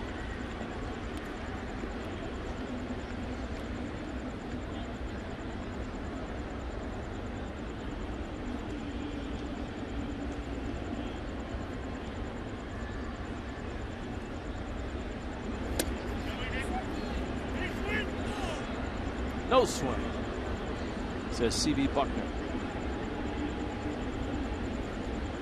Target Field getting the All-Star game. Marlins have a chance to see Target Field maybe as the schedule has yet to be unveiled, but it seems like the Marlins may match up with the American League Central, which would give them an opportunity maybe to go to Minneapolis and see that new ballpark. Never know. And who knows what that interleague schedule is going to look like, because interleague games now will be sprinkled throughout the schedule. There will be, I assume, because it has to be, there will be an interleague series, the last series of the season, last weekend of the season. There will be an interleague series on opening night. Here's the 2-2. Off of Gaudin, and he'll flip it to first in time. Yeah, he reacted like it got in a spot where it didn't hurt him too much. He's all right.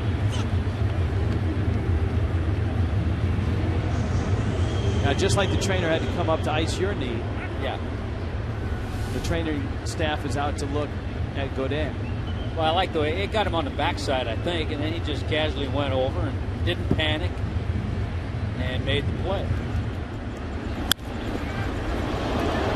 Maybe on the foot. It almost sounded like it hit the foot. But he's fine.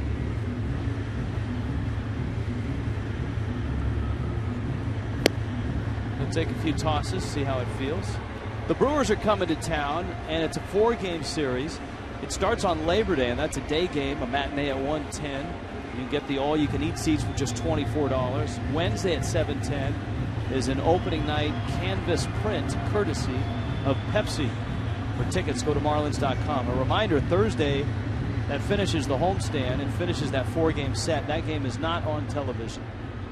12:40 starts.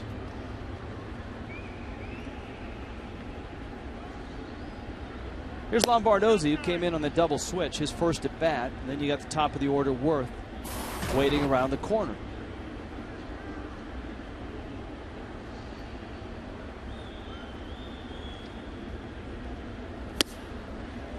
Swing and a miss. That's the downside of the Astros moving to the American League West, is that you have interleague every day. You won't necessarily have an increase in games per team. Nice ground ball out. Solano taking care of it. And you would hope that the schedule makers are able to weave in some of these interleague series with regular road trips. So if you go to play the Cubs and you're also going to play the Twins, you could go play the Cubs and then go up and play the Twins.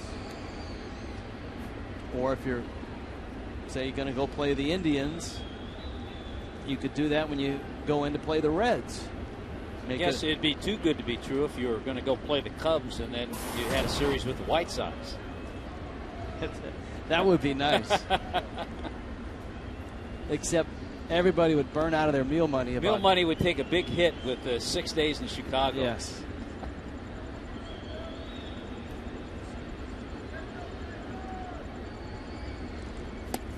Worth swings and misses. And it's 0-1. Jason Worth has singled in 3 trips.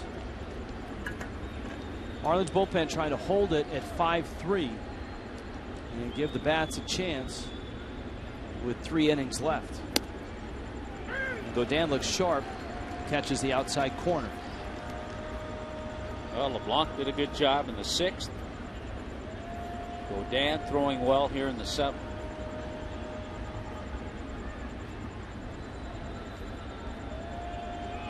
Bryce Harper is on deck. 0-2 coming. Wow. He just gassed it by him. 95 miles an hour from Chad Godin. 7th inning stretch in Miami with the Nationals up 2.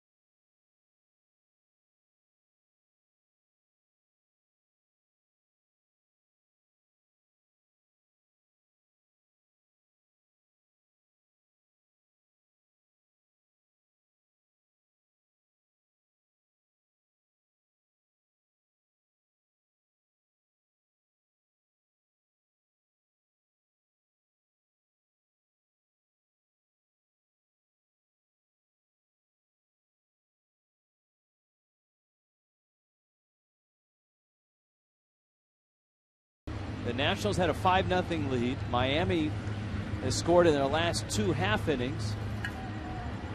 Ryan Matthews, who was impressive coming in and striking out Giancarlo Stanton, That was the only guy that he faced in the 6th. Now he gets Justin Ruggiano, John Buck, and Donnie Murphy.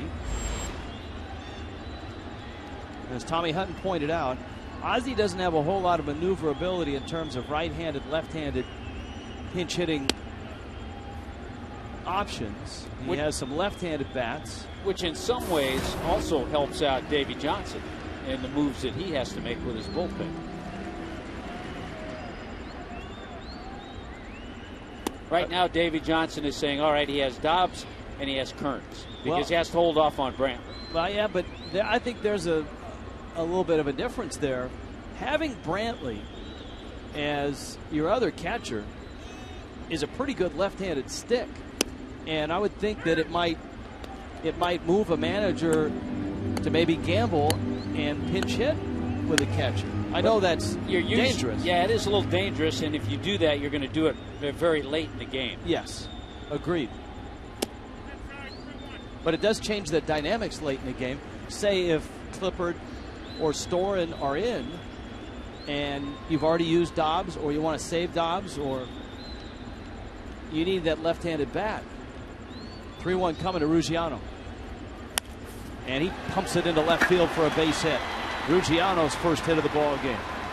And the Marlins are swinging the bat better here over the last 3 innings. Well, Ruggiano's hit 2 balls really hard his last 2 times up. He hit that drive to center field that Bryce Harper made a really nice play on.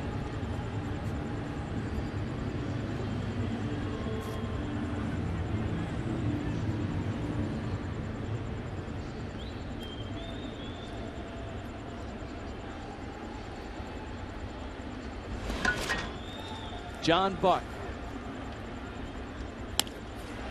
got jammed, but he dumps it into left center, and that's a hit.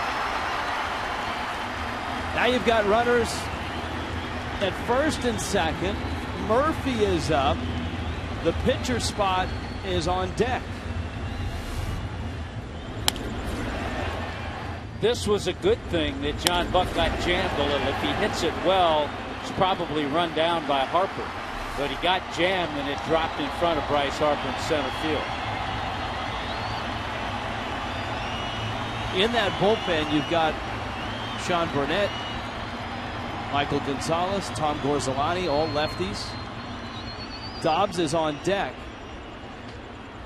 And we'll see how Miami plays it. There's nobody throwing right now in the Nationals' pen, which is really interesting to me. Murphy pops up the bunt, and it lands just beyond Kurt Suzuki. Because the other thing Davey Johnson knows, because of the short bench on the Marlins side, if Dobbs pinch hits, he can bring a lefty in, and he knows that Ozzie isn't going to pinch hit Kearns for Dobbs. Ozzie's not going to waste Dobbs in that case. So Murphy is trying to get a bunt down. Dobbs is primed and ready on deck. Still no one throwing in the Nationals' pen. Gorgeous bunt.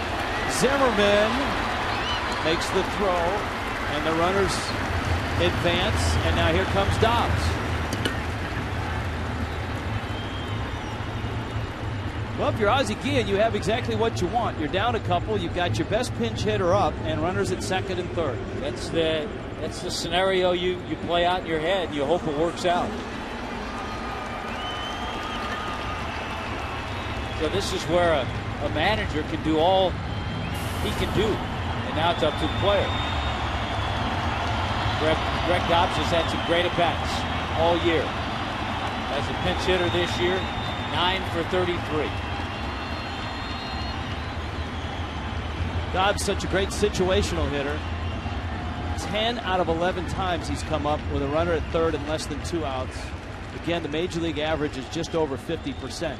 Infield's back, so a ground ball produces the run. Buck's at second, Ruggiano at third, and Dobbs goes right after that first pitch and fouls it back. It's 0-1. Active career pinch hits. Dobbs at 83. Miguel Cairo, who many feel will make a really good coach, maybe manager someday, at 72. inning still going.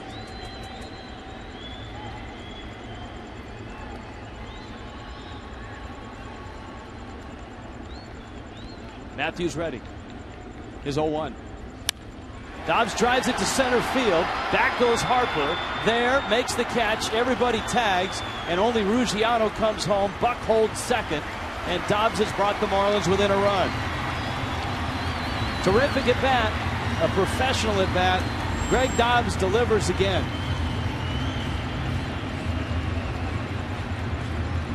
Boy, just a great swing.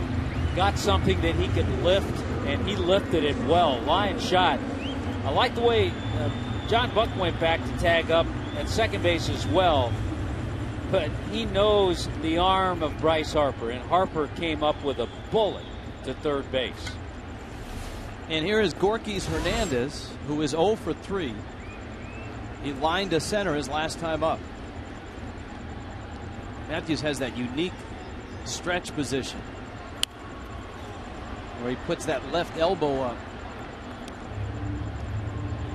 And it's 0-1.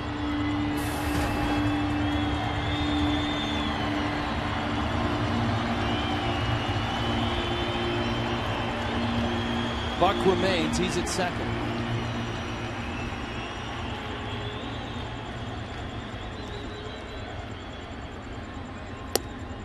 And Hernandez got all tied up. It's 0-2. The Marlins have done a nice job tonight in putting together some good little things to score runs. A couple of runs have come in on sac flies. The one run came in on the Carlos Leaf fielder's choice.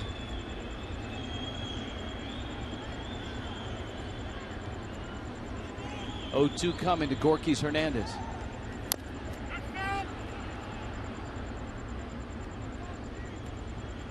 A 5-0 lead for the Nationals. A run in the 5th made it 5-1. 2 more last inning in the 6th, and another here in the 7th. Bo Porter, Davey Johnson.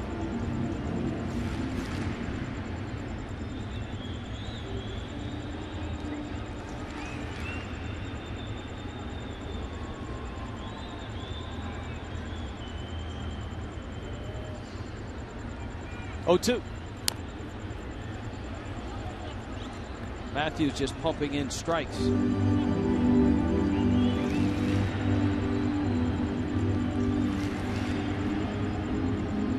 Hernandez getting his longest shot at playing in the big leagues, getting at bats. He's shown signs and flashes of the type of player I think that many have projected that he could be with his speed.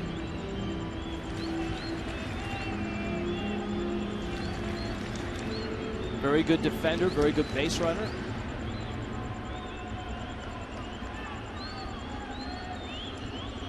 (1-2) coming. Up and in. 2-2.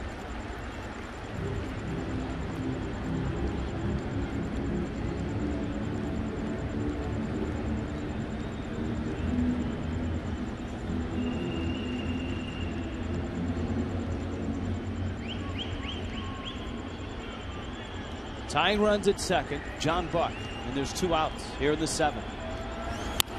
Hernandez, a liner to short, and Desmond is there. He hit it well. Desmond makes the catch. Marlins inch a little closer. It's 5-4.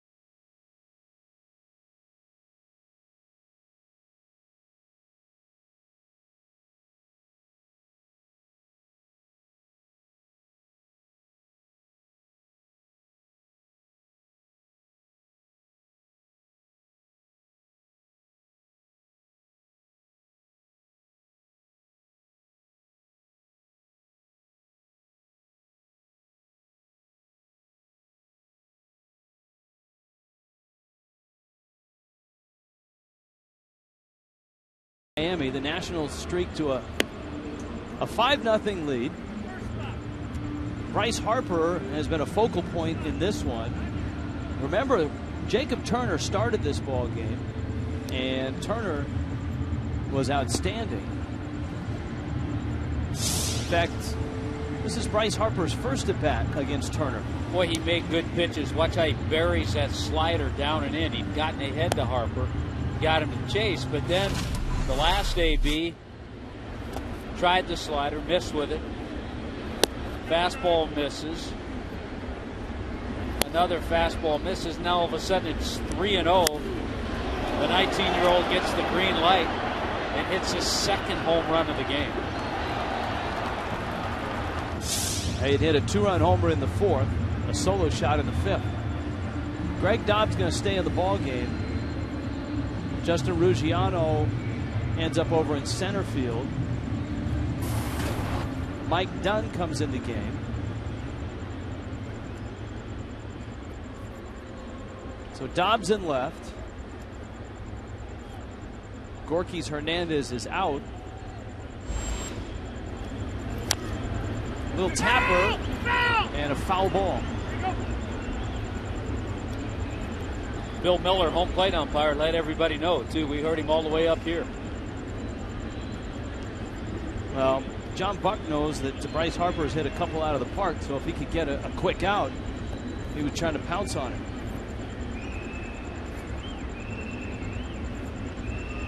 Here's the 0-1. Murphy was trotting in on that bunt attempt.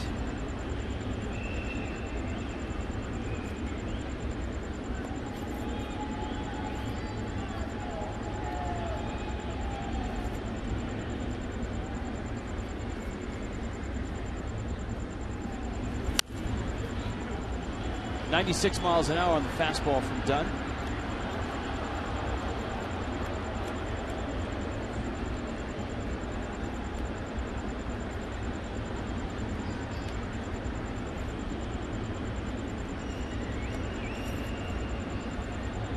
This was a Ross Detweiler, Jacob Turner matchup to start things. Two guys who grew up about 10 minutes from each other outside of St. Louis. Detweiler 5 2/3 innings, and he gave up 3 runs. Turner 5 innings, 6 hits, 5 runs. As we pointed out, 3 of the runs and 2 of the hits were Harper homers. 2-2. It's at hard. Lee backhands and gets to the bag in front of a hustling Harper.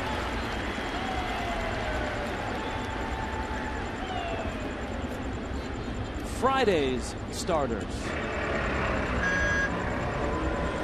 Brought to you by Chevron.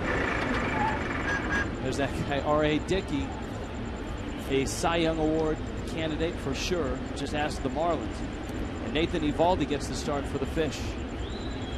We start things with Marlins Live 6:30 Friday, a weekend series against the Mets. Then the Brewers come in for 4. They don't know if Johnny Cueto maybe has moved ahead of R.A. Dickey. Cueto beat Arizona last night, take his record to 17-6, and has a little better ERA than R.A. Dickey. Cueto's at 2.48. Ryan Webb, Miami's bullpen.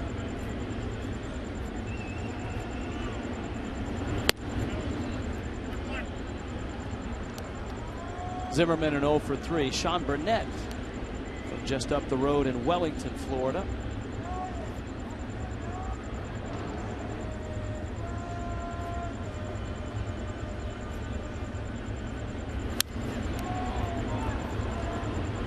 Count goes to 1-2. Nationals a 4-game lead over the Braves in the East. And the Braves are getting pounded by San Diego, who's played well in the second half. The Padres have an 8-2 lead in the top of the 9th.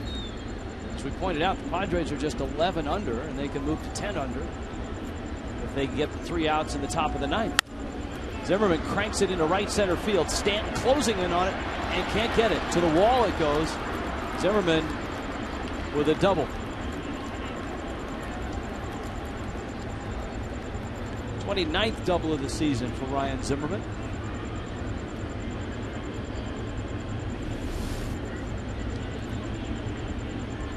Pretty good hitting on a pitch that was out over the plate. It was away, and it shows the kind of power Zimmerman has to drive it in that gap. For a minute, it looked like Stanton might get there, but the ball just split that gap in there between Ruggiano and Giancarlo.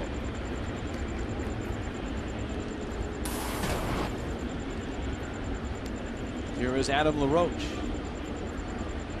He has 2 hits tonight. Equals the number of hits he's had on the road trip. Bounces one.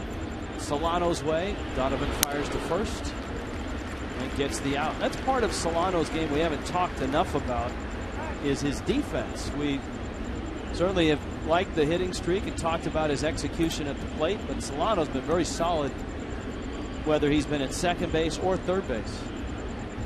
His natural position is at second.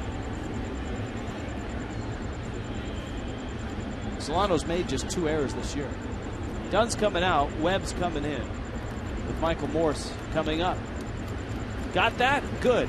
5-4, Nationals on top.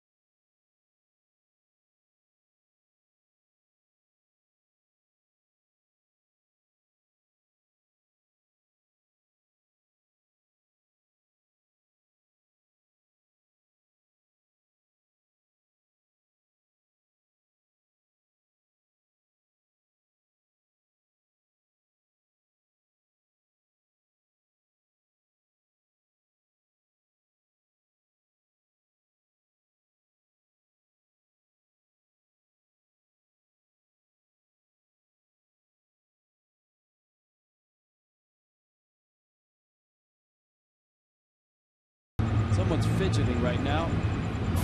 Ryan Webb comes in. 51st appearance for Webb.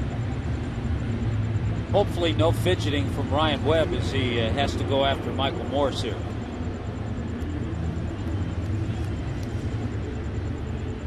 Michael Morse,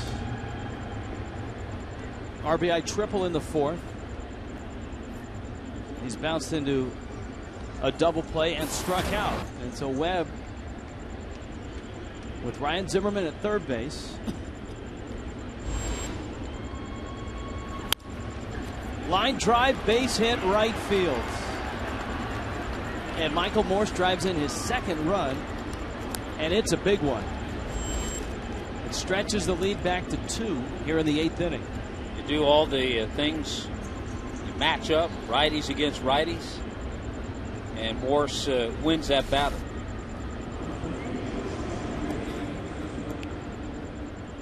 Kind of hitter he is. He uses all the fields. A big guy. You talked about how big he is, the kind of power he has. He tripled the deep center earlier in the game, and now he just takes that pitch away and drives in another run.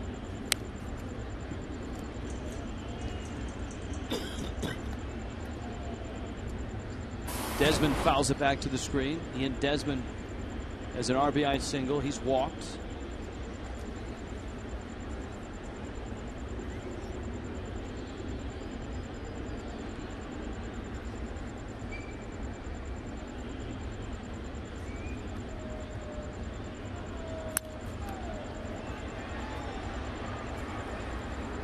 Fouls off a slider. Here's a hypothetical question. If we were bringing up the point, this is how interesting managers, how you look at numbers. If you were a manager and you had Carlos Lee in a key situation and there was a righty on the mound, would you let the righty pitch to him or would you bring in a lefty? See, most managers would let the righty pitch to him. Do you believe the career numbers or the season numbers? You know, I think you have to look at the things at hand, and you have to look at the season. He's a different hitter than he was 5 years ago.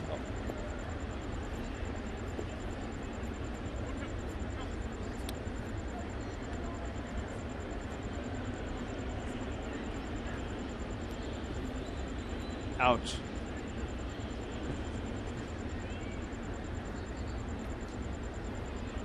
Oh, 2 pitch coming. That one out of reach.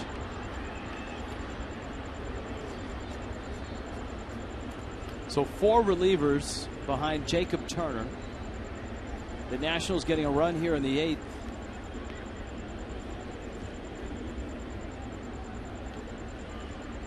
I think the other thing Ozzy's working with, he knows he has an off day tomorrow. So he's got everybody available in the bullpen. Might be a little different story for Davey Johnson because they play St. Louis tomorrow night. Desmond and Webb, 2 guys from the west coast of Florida.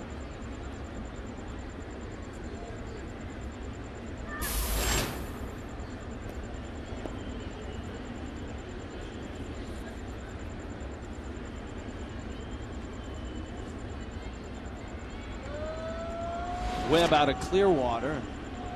We've talked about Desmond out of Sarasota.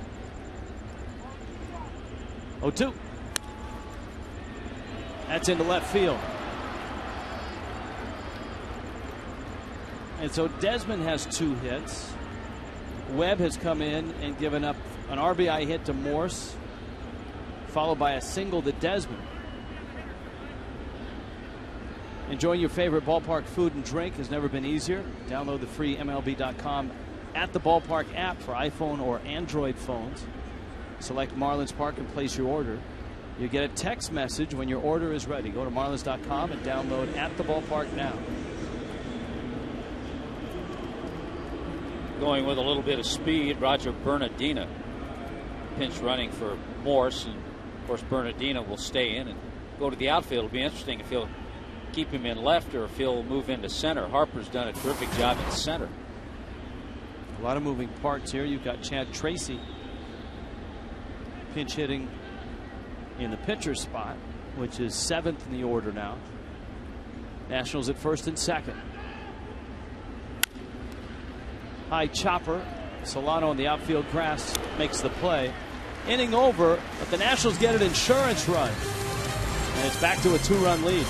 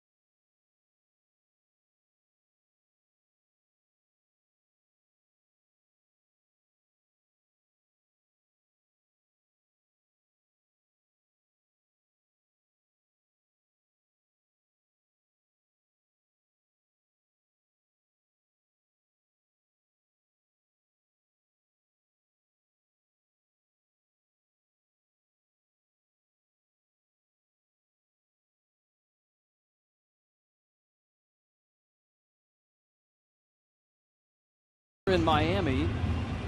Bryce Harper has a couple of home runs, and he's been busy out in center field. Home Depot doing more on defense. The 19-year-old covers a lot of ground. This one to the wall. Gorkys Hernandez in the gap. Not a problem for a guy that used to be a catcher. There's your answer, Tommy Hutton. Roger Bernardina is in left field. Davey Johnson likes the way that Harper's been playing. You can't move a guy after he's you can't. Won the Home Depot doing more on defense. As Sean Burnett's in the game. Davey Johnson checked with you upstairs here to see if he was the recipient. Sean Burnett, good stuff. He's really found a nice niche in that bullpen for Washington. And you see his delivery, and you can see why he's so tough on lefties. Almost steps toward the first baseline. So he comes in to face Solano. Then you've got Reyes, then Lee, then Stanton. There isn't a left-handed hitter for a long time in this Marlins lineup. And so it'll be interesting to see how long Burnett is in there. Yeah, lefties hitting 184 against him, righties 266. He's a little more pick-upable for a righty.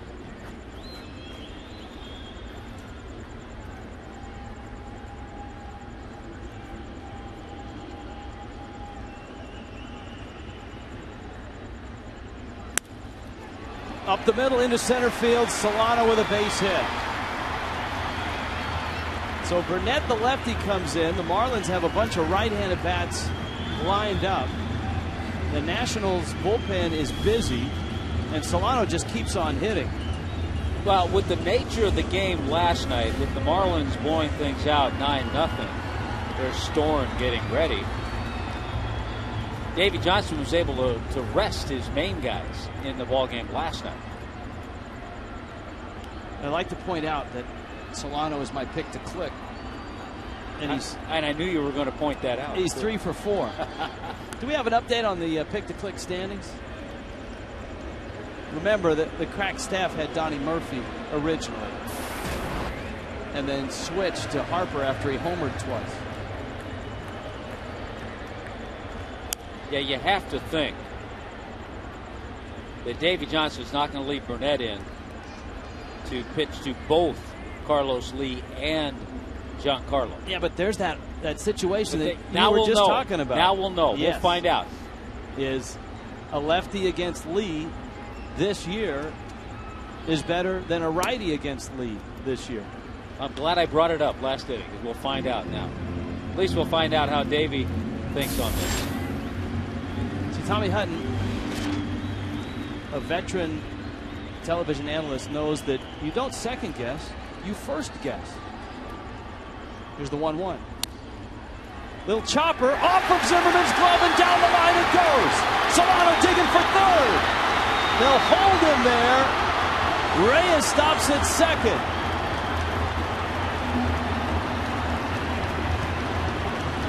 And just like that, the tying runs are in scoring position, and nobody's out.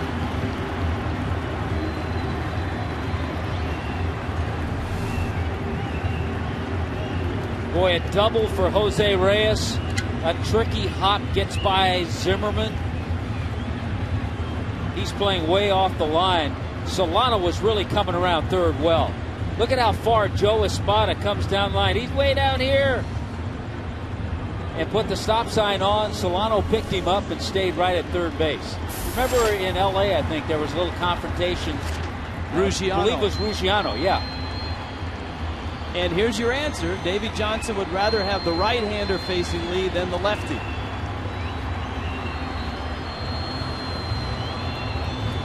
Of course, the right-hander is Drew Storen. That may figure in the equation as well. Yeah, but I think most managers would do this. I think you're right. Here comes Storen. We'll be back.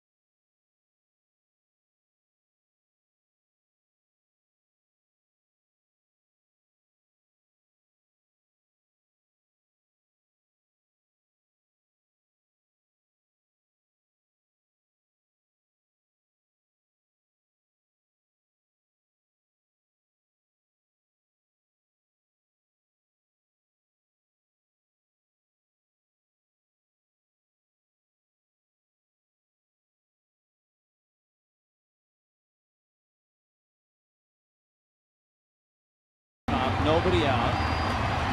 Earlier tonight, everybody got a pick to click.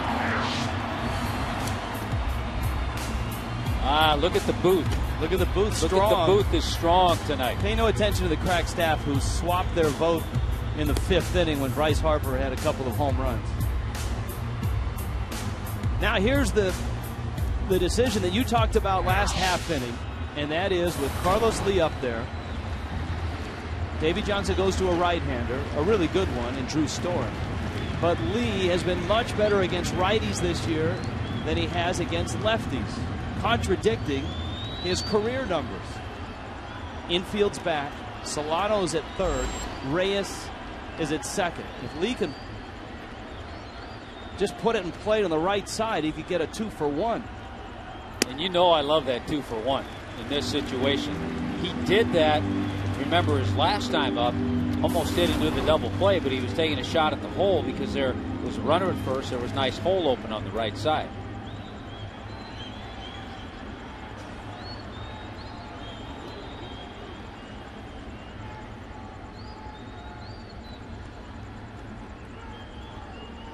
One-0 pitch.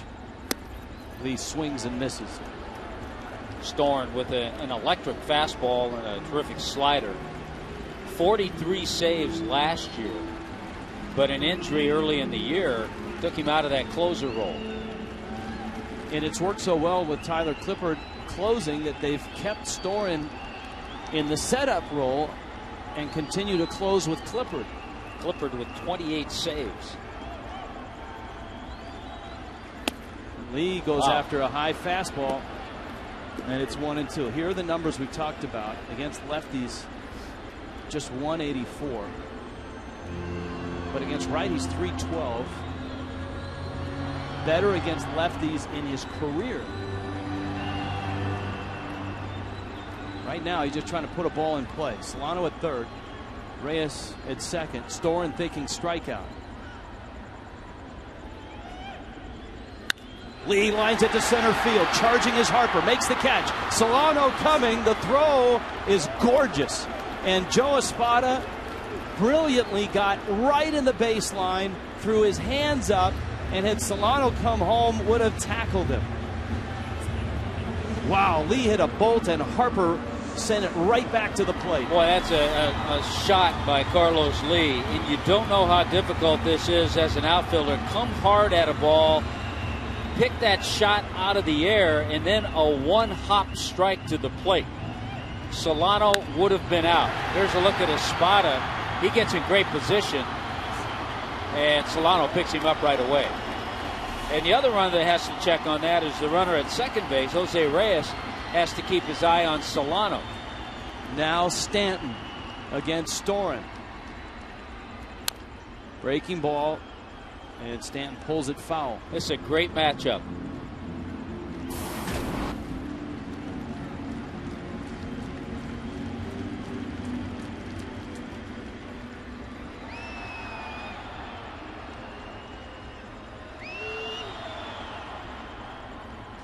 These are the at-bats that Stanton talks about wanting to be a better hitter. He's doubled in 3 trips tonight.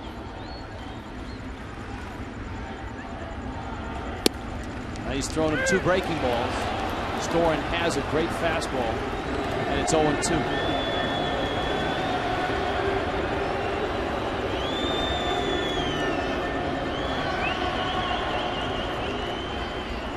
Chase Headley's name on that list. He's been responsible for that San Diego surge. Well, does he get another breaking ball?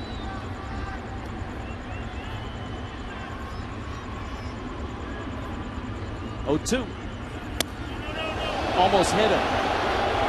He got the breaking ball again. It's interesting. Carlos Lee saw nothing but fastballs, and Storen has gone with sliders to Stanton. That one just got away from him.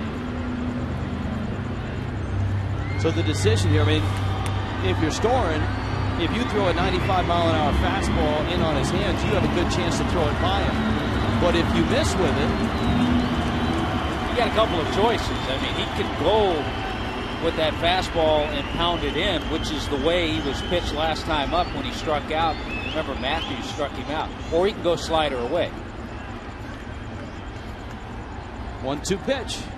Fastball hammered down the left field line. Foul. Goodness. They may not try that one again. It's 1-2 still. You saw the target set by Suzuki. He wanted that fastball in on the hands. In the 6th inning, Matthews went in there a couple of times and got Stanton to chase pitches, fastballs that were off the plate. Still 1-2. Solano at third, Reyes at second.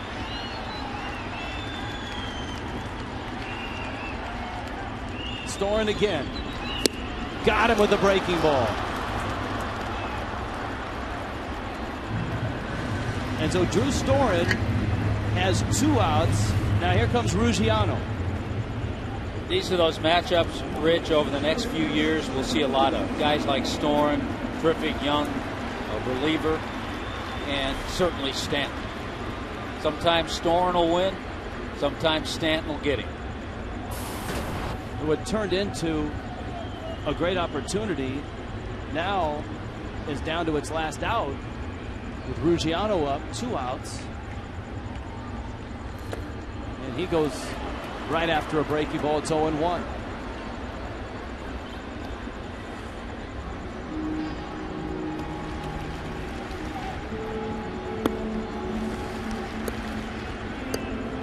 Solano singled. Reyes trickled a double down the left field line.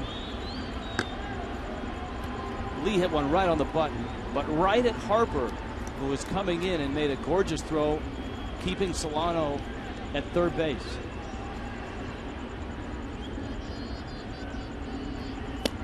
Boy, how much has Bryce Harper had to do with this game? Offensively and defensively. To put together a whole package on Harper and what he's done in this game.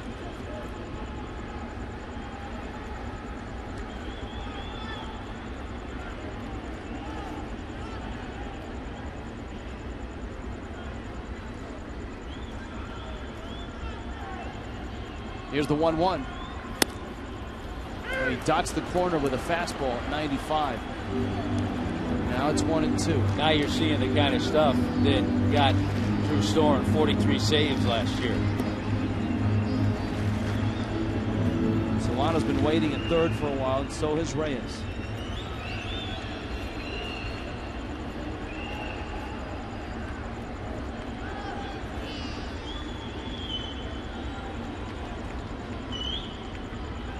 One-two coming. Breaking ball, little tapper, third base line. Zimmerman's throw in time, and Storen gets out of it. And Miami leaves 2 in scoring position, second and third, and nobody out, and nobody scores. 6-4, Washington.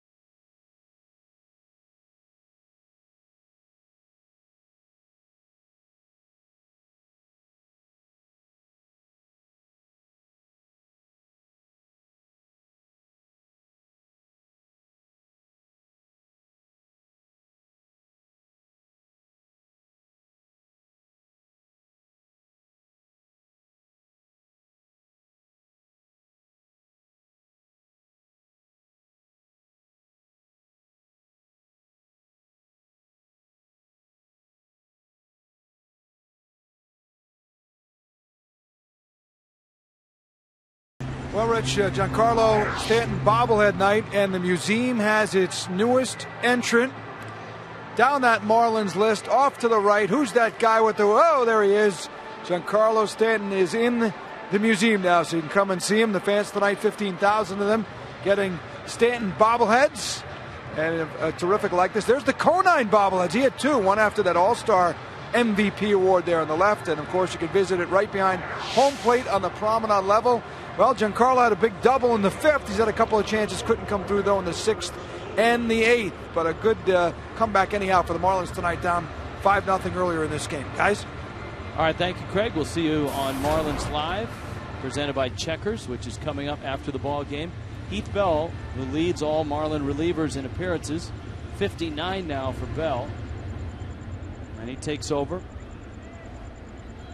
Kurt Suzuki, Steve Lombardozzi, and Jason Worth for the Nationals in the 9th in a 6-4 Nationals lead.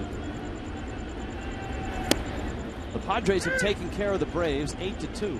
So if the Nationals can hang on, they'll rebuild their lead to 5 games in the East.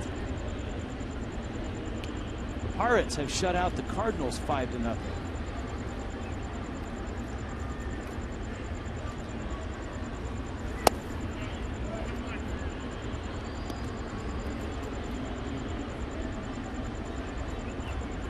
One and 1 to Suzuki. That's a big win for the Pirates. Yeah, they've had just 3 wins in their last 10 games. They've now won 2 in a row. Big swing and a miss by Suzuki. Count 1-2. Pedro Alvarez went deep again. Hit 2 last night. The win over St. Louis significant because they gained a game in the wild card standings. Now the Pirates are a game out of the second wild card spot, which the Cardinals occupy. Braves are the first wild card team. Suzuki fouls that one back. And the Pirates pick up a game on the Braves as well. So they're 3.5 behind Atlanta and 1 behind St. Louis. And with the new format, the 1-game playoff for wild cards, winning the division means so much more.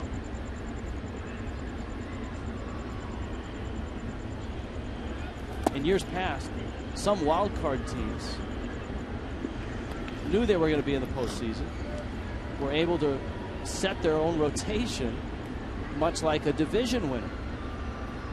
That extra wild card team this year is probably going to have to use their best pitcher for that game if they plan on going beyond. Both of them. Yeah, both of them. So you have 2 teams.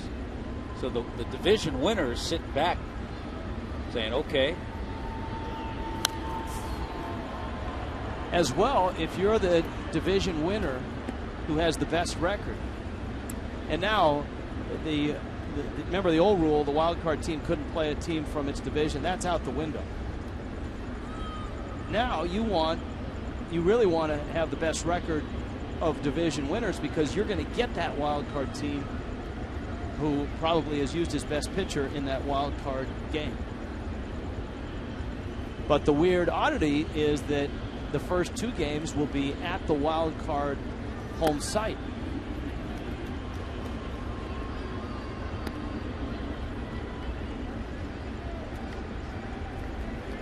There's always a twist. There is a twist. There's always a twist. Just for this year.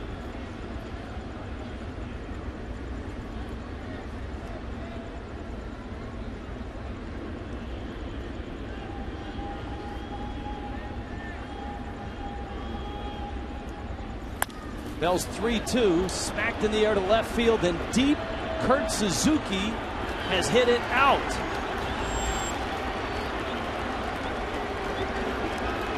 Well, that was quite an at-bat for Suzuki. And it ends with a home run to left center field. His first one as a National. We talked about Suzuki a couple of weeks ago, joining the Nationals. We saw a lot of pitches. He finally got that fastball right down the middle. And Kurt Suzuki, who's not really known, he'll hit his share of home runs, but he crushed that ball. And now it's 7-4 Nationals.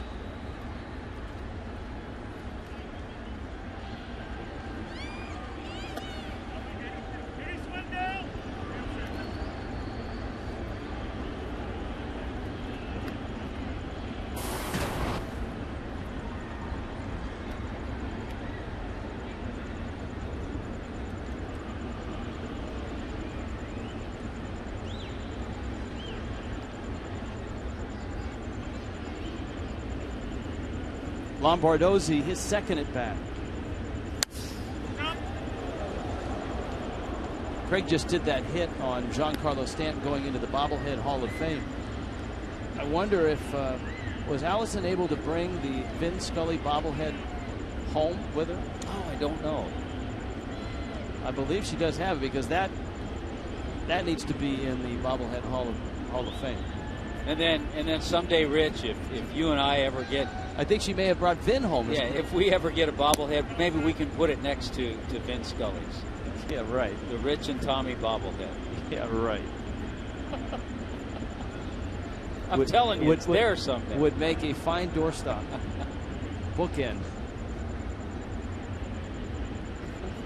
Here's the 2-1 pitch. And that's outside. It's 3-1. We've had a lot of tweets and emails tonight, just diving back into them from last night, welcoming you back. I appreciate that. It's always nice to get back. Nice to be next to you up here. Lori wanted to make sure that you didn't drive yourself to the ballpark tonight with the... I did see that one early, and to assure Lori, I did not drive, and I did not take the heavy dosage.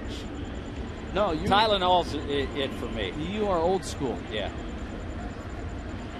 I'm afraid of what I might have said tonight.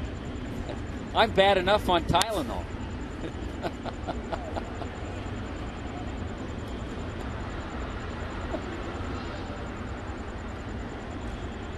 If that were the case, then you would have been my pick to click.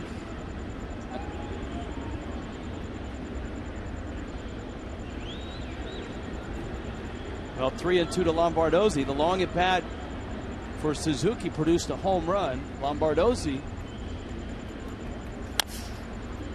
bounces one over the mound. Reyes can't get it. It's off his glove.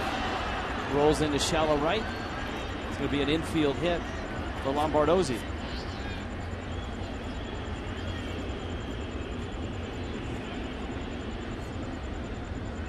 Marlins live post game out in center field. Brought to you by Checkers.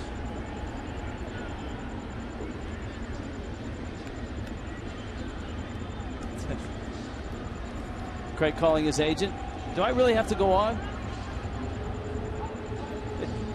We're in front of third base tonight. Oh, okay. That's what the call was. Okay, thank you. That's right. They're setting up for fish and chips out there, aren't they? Fish and chips tomorrow night here at Marlins Park. Wow, that's a tough error. They've given Jose Reyes an error on that. See, now if I were really drugged up, I'd go off on the scorekeeper, but you know I don't do that. No, but see, I think it's the other way around. I think you're mellow. You're mellowed out. Plus, your mobility is cut down. You can't get over to the window. Get over there. Runner goes, and the throw down. Lombardozzi steals the bag.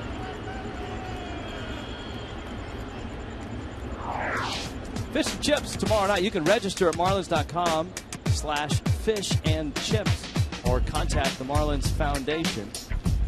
There are a terrific amount of baseball legends who will be headed to Fish and Chips.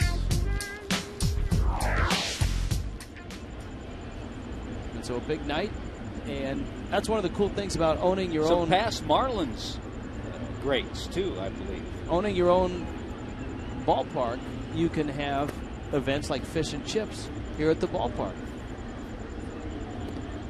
Yes, the Latino Baseball Hall of Fame will announce at a press conference tomorrow at Marlins Park, their class of 2013.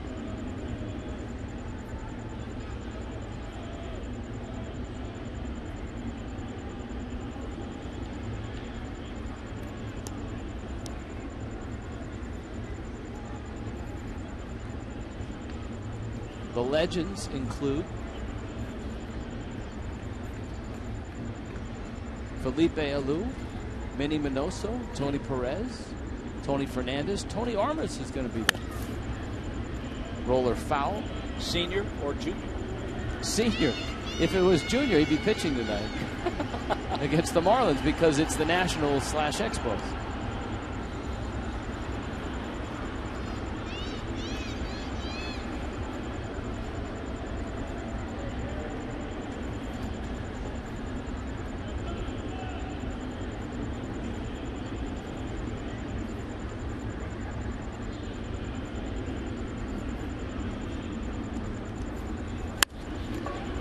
Liner into right field. Worth sends it Stanton's way.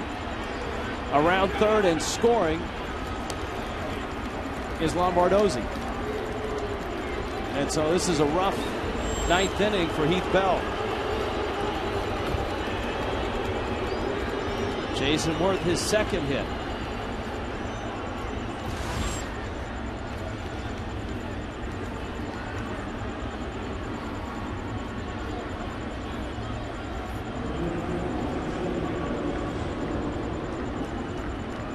Pitch was out away from Worth.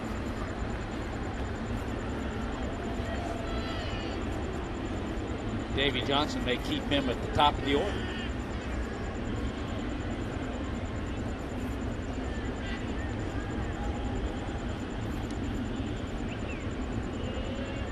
Now you got Bryce Harper up. Nationals have put 2 on the board here in the ninth. Marlins climbed within 1 at 5-4. But Washington has overwhelmed the bullpen.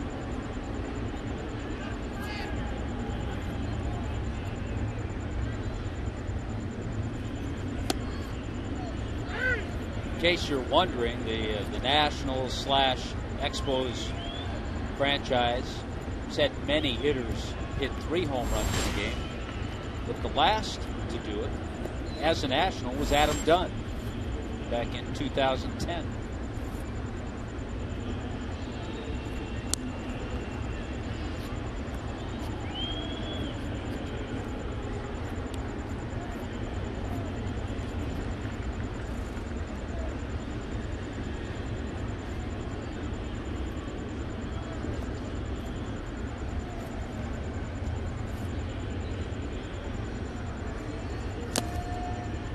Bell with a breaking ball. Harper just got a piece of it.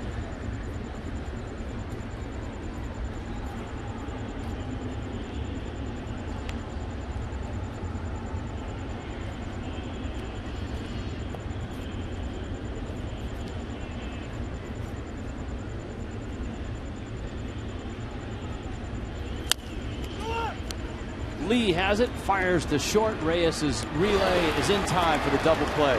And Harper threw his helmet down, and the helmet looked like it hit C.B. Buckner, the first base umpire.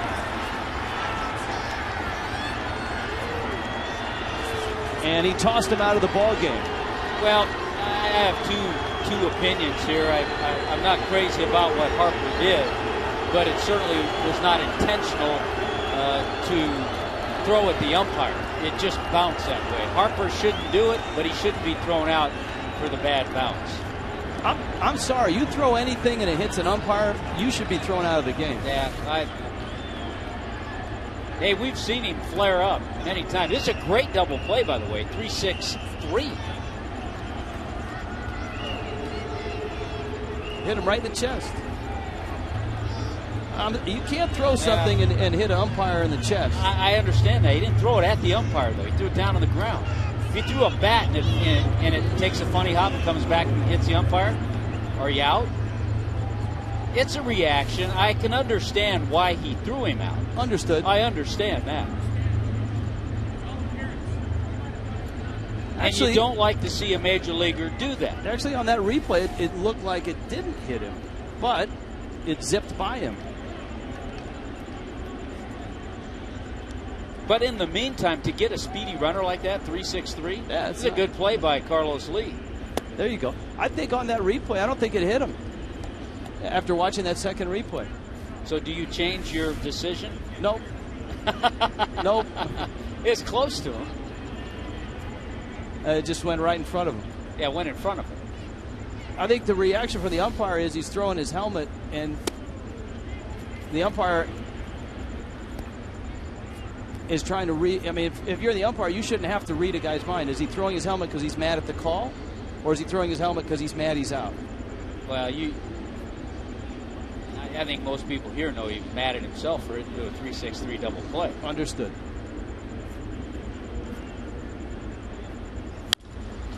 Liner to right. Stanton is over and can't get it. Picks it up. Zimmerman's on his way to second. Shotgun throw. Oh, man! Zimmerman is out. Stanton from the corner guns him down. Giancarlo Stanton airs it out and gets Ryan Zimmerman.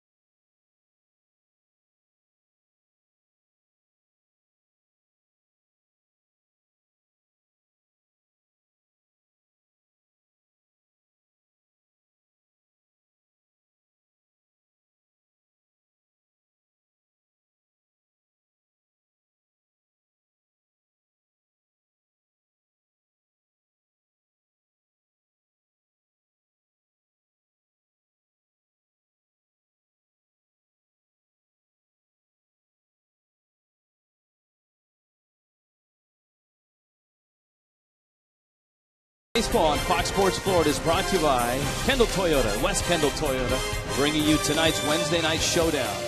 By AT&T, the nation's largest 4G network. AT&T, rethink possible. By Checkers, feast on. And by Infinity, luxury cars that deliver inspired performance.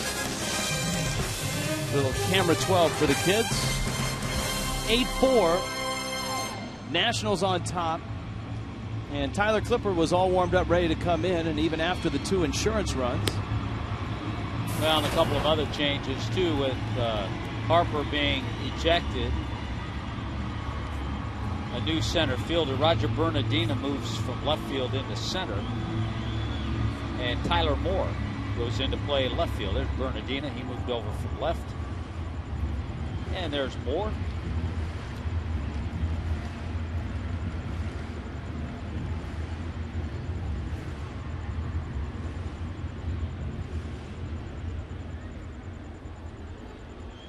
Now, the one thing, just to get back to the helmet throwing, what used to be done years ago, if a player threw a helmet at the plate, you'd get fined.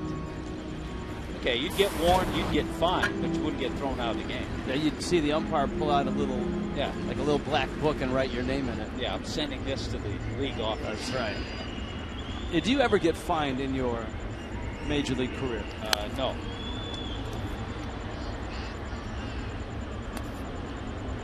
John Buck fouls it back. Counts 1-1.